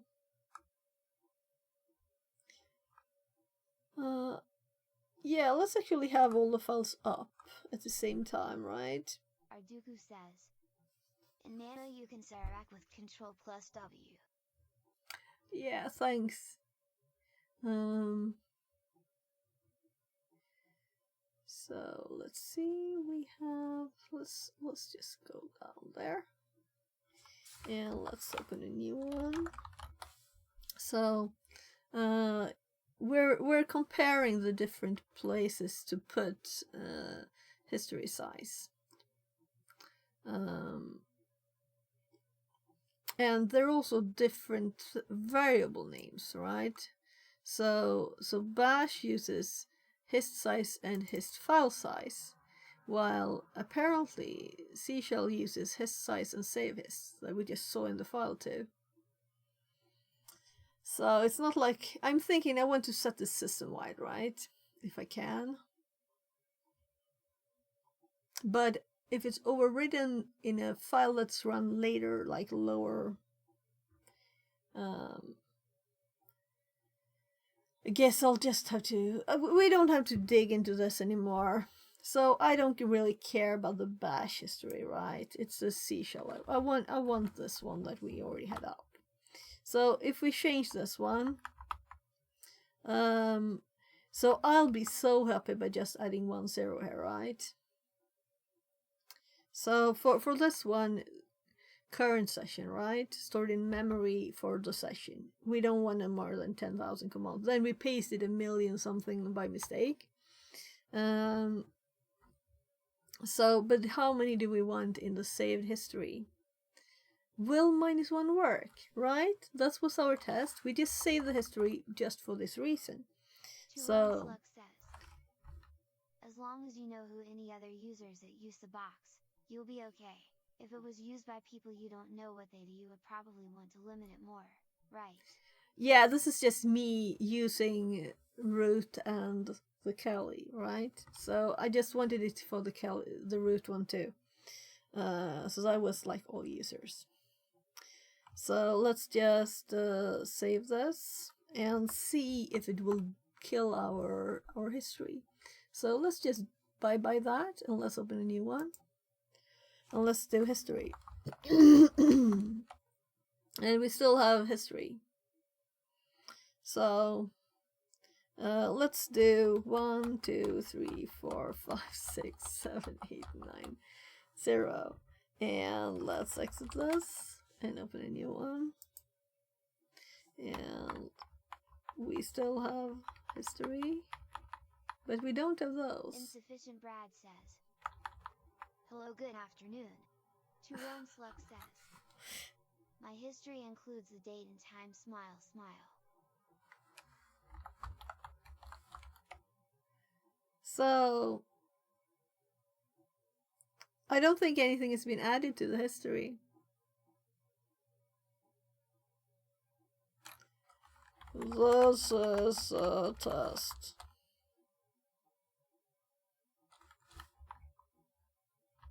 Now history is in the history, and this is a test is in the history. And I'm closing this now. And we're opening a new one.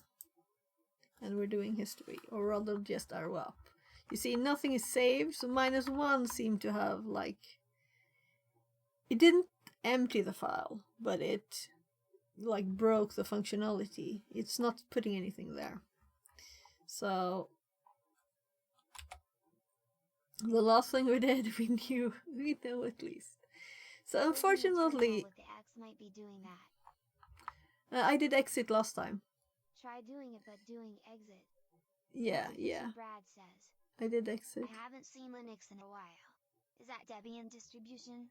Yeah, it's Kali, so it's Debian. Oh, okay. So first I closed both windows with the X, and then I did exit, because exit is like what I always do.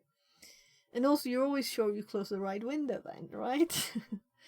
So -1 didn't work. Let's try leaving it empty, right? What will leaving it empty do? So let's this is another test. Blah. I don't care what it is. Like, this is in our history. History. We can see we have that in our history. And also history is in the history, right? So let's exit it now. Let's click that. Let's do history. And I could see there it said history grep Python, right? So obviously it didn't work again. So we'll have to put a value. So what would be the maximum value? Let's ask ChatGPT. What would be the maximum value for save hist? So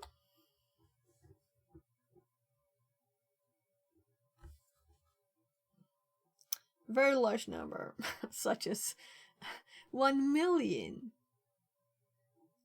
Yeah, so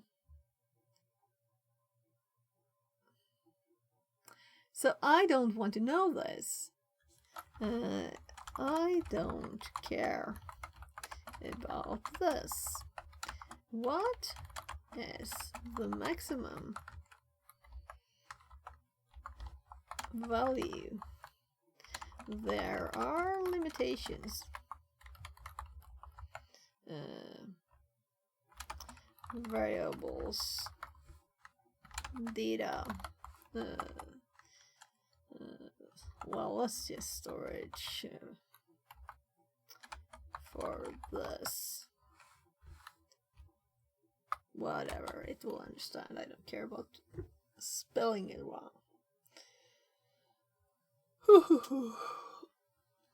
So, technically constrained by system limit, but there isn't a hard limit. Yeah, I don't care about the SSH limit.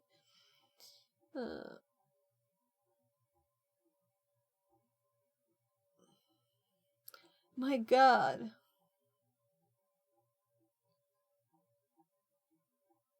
It doesn't care what I say. I don't care about this. You shouldn't do this was specific enough. I should have said I don't care about the file size. I should have said. TB of history. That would be nice. Smile. Yeah. Well, we do have 20 TB drives, so whatever, right? You could theoretically say yeah. Let's do a crazy big one. Performance issues. Yeah. So how often does it use? So C shell uses the history when you just type, right? So we don't want it to be crazy long. So maybe we just do. So I've lived with 2000 for over a year. Insufficient Brad says. Fix it, but isn't history saved into a file? I know there is a parameter hist file. Yeah. So the thing is that in Seashell it's called save hist. But let's scroll up here.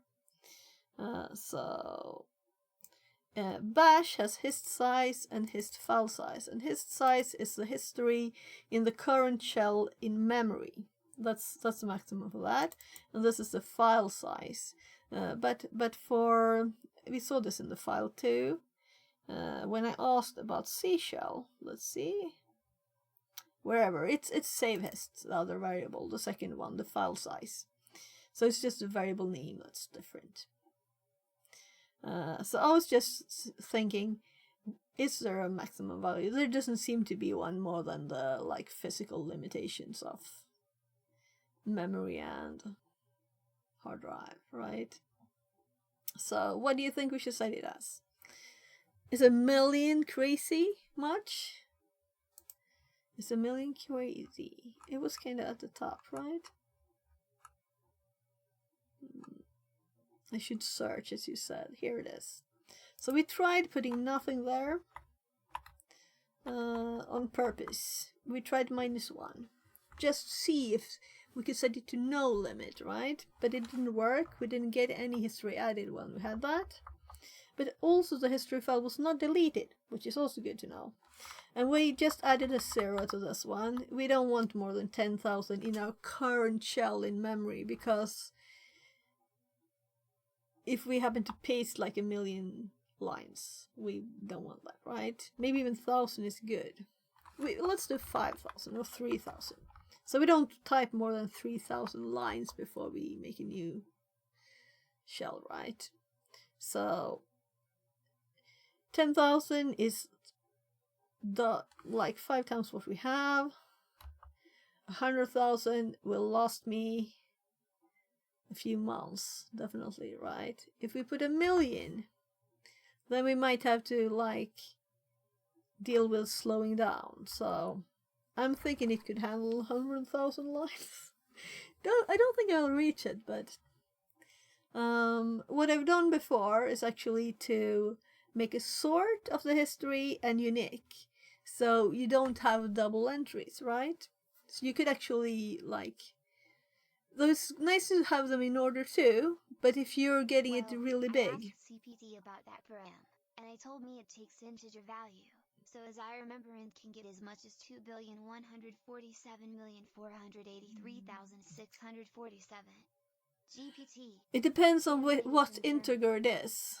And I'm thinking, as this is saved in the system as a system variable here, so it will have to fit in that, of course.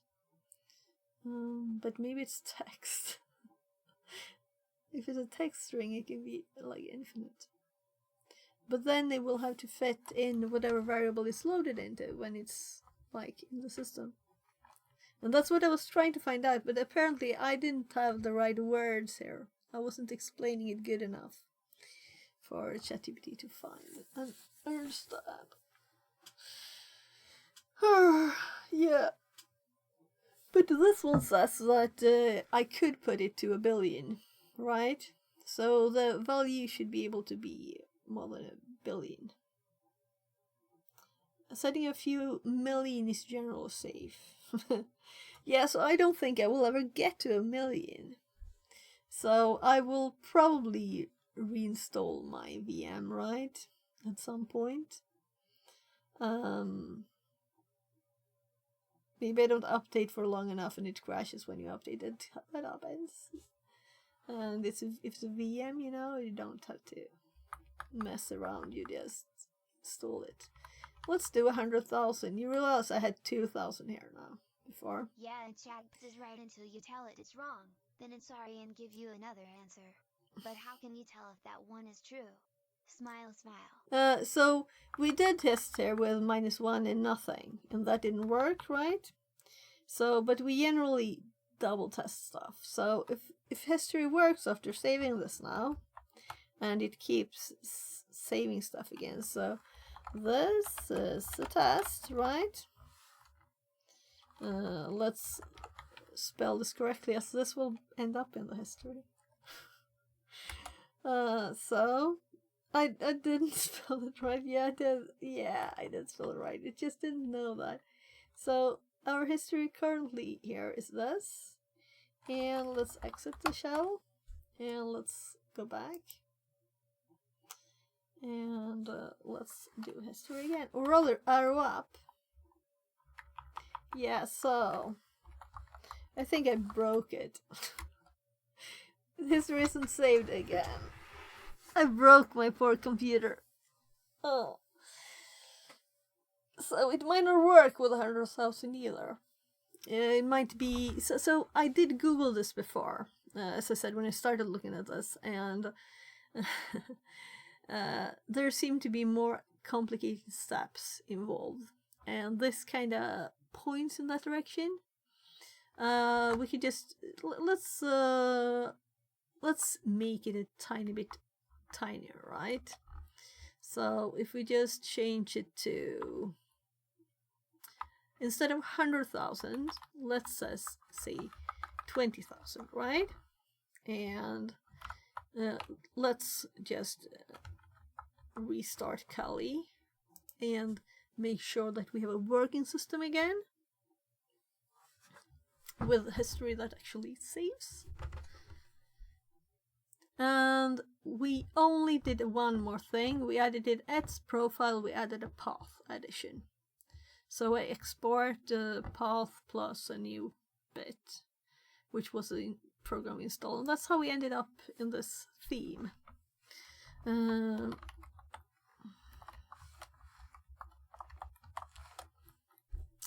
So I have to remember that in 15 minutes I'm going to drive my kid to school. So let's just...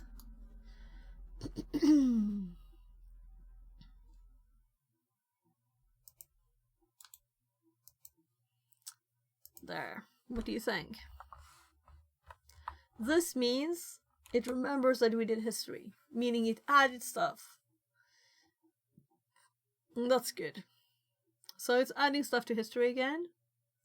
And I'm sure it still works if we do this. So another history should be put in the list, just to confirm with X as not saving history. So we have history. No, we don't. 1, 2, 3. History. There. And let's exit this time. And let's do this. And what's your goal here? History. History in between terminal instances? The goal is to increase the history size from 2,000 lines to currently then 20,000, but I want it like infinite really. And when we did 100,000, I'm not sure it worked. So now we're testing 20,000. It should be enough for a few months, right? But maybe for a few months, I don't know. So we were doing OLE DOM parent. Yeah, this is what we installed. It's kind of nice to be able to see what you would do in, right?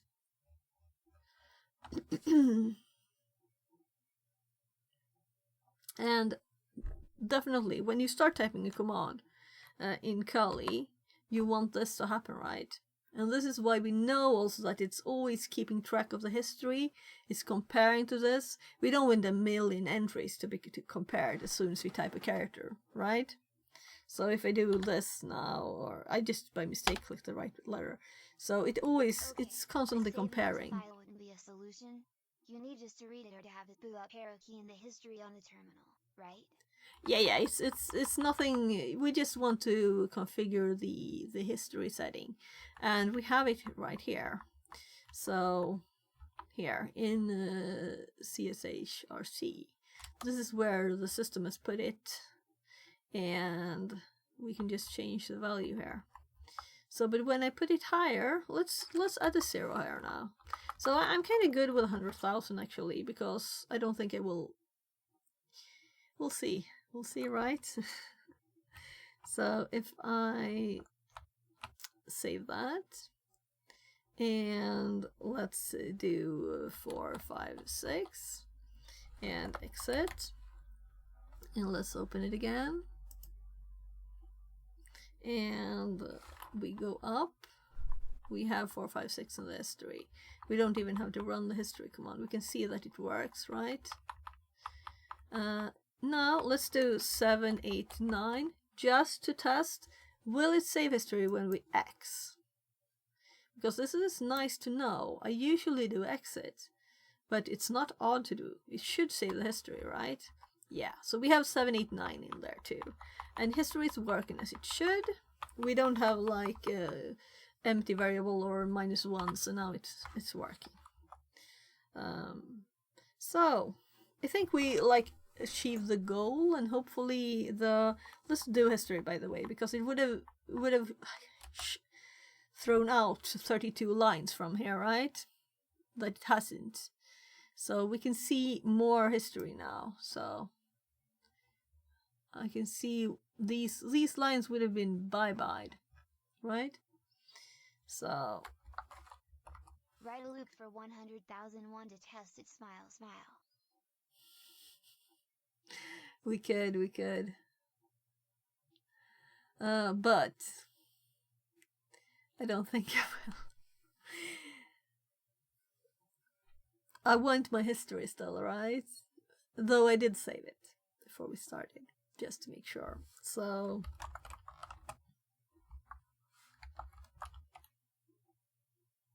no. No, that's for directory. So no, it should work.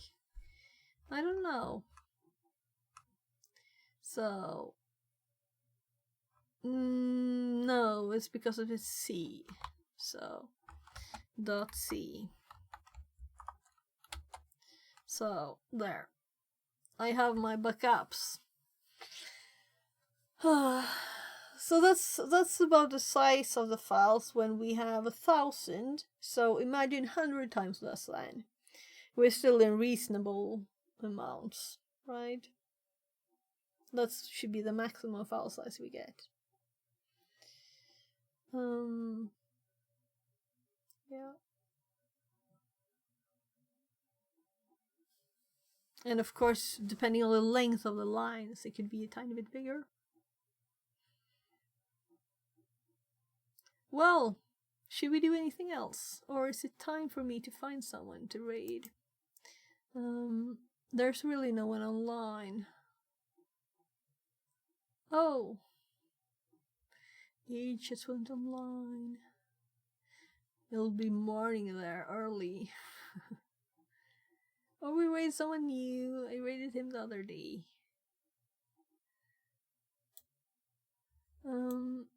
So there's really just... Let's just toggle a bit online from the people here. Let's, I guess... What do you think? Do you have any raid suggestion? Should we go for age? We can do that.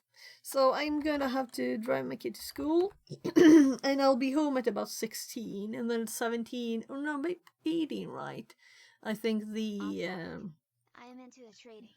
I am writing an automated bots for Forex market. Up to now I was writing it using that stupid MQL language, but I'm C# developer. Can you imagine my excitement when I found a broker that works on C-Trader platform where you can code bots in C#? Now I feel excited. Smile, smile. Okay, nice. A real language instead of some crazy... Yeah. That sounds nice. Anything else we should do before we have like 10 minutes if we want to, right? Yeah, I think. the real one. Gold C# lol. Yeah, yesterday I was watching a stream, not to mention any names, but doing bash and getting like the tiny syntax errors and stuff instead of making a Python script. And I was like, why not try Python for 15 minutes? But it's nice to know Bash too, but it's not a real language. It's a scripting, like, it's really just expanding commands a bit, right? It's not like Python is an OP language. It's so much nicer. Have you... Smile, smile. Shut up. Have I what? Commenting to see my comment infinite times. Do that. Comment a lot now. You can see your comments double infinite times. Have you tried Python? Yeah, I like Python. I like real languages. So I did Bash yesterday. Let's see if we have still got the... For some reason, my menu didn't want to pop up, so... let's see, notes. So... Yesterday... I did this. So, and I was like... So I really would like to do this in Python, but let's force myself to do Bash instead, right? But I would like to get more input. Was there a white rabbit at the end of that infinite loop tunnel? Kappa. Probably right. So you can see I broke the infinite ones, and I'm supposed to do something fun that we can see move through the infinite mirrors, right? Oh, the timing was great. I'm sending it on to the tinier me all the way. Yeah, so let's type. So we have Black at Knock is really nothing. It's just watching people on the screen. Funnier, smile, smile. Yeah, that's a Twitch lag. I can't do much about it. So we have Age, which is a cybersecurity guy, but he streams music, and he's great at the bass. So he's playing bass to music. We can listen to a bit of music. Then we have Togglebait who does Rust, and I'm like, Rust. Yeah, I should learn that, you know? And then there's, I don't know who this is really. Working on a game, yeah. And this is actually a music streamer who's playing a game, okay. So then we have two of these just watching animals. So there's a study time is just a work stream. So let's just raid Age, right? Even though I just did. I guess I'll have to type. I almost tabbed there, but it doesn't work, unfortunately. So they should add that. If you type the name of a Twitch streamer and you tab, right? That would be nice. So let's raid Age, and let's give him less of a laugh. And cyber security dude that does please be sweet. So tomorrow, of course, I'll do the next one. We also have this router that we looking into. The stream fix it. Kept me company while waiting for my resync. Yeah, I hope it's done now. We have to look into this more, see if we can get some firmware of this. And oh, so you're just at the start of it. You'll have to I had to listen to some of Age's music here. It's an overnight thing. Yeah. So over weekend is a good thing too, to do those kind of things. It's just done when you get back. Yeah. So what else do we have? We're gonna have to do more cool stuff at least. So if you're not in the Discord, hop into the Discord. So hop into the Discord. I'm gonna do more stuff there, and also I just started yesterday to type what I did today. So we talked about this on stream, but now it's going raiding. So bye. Have a great day, everybody, and thanks.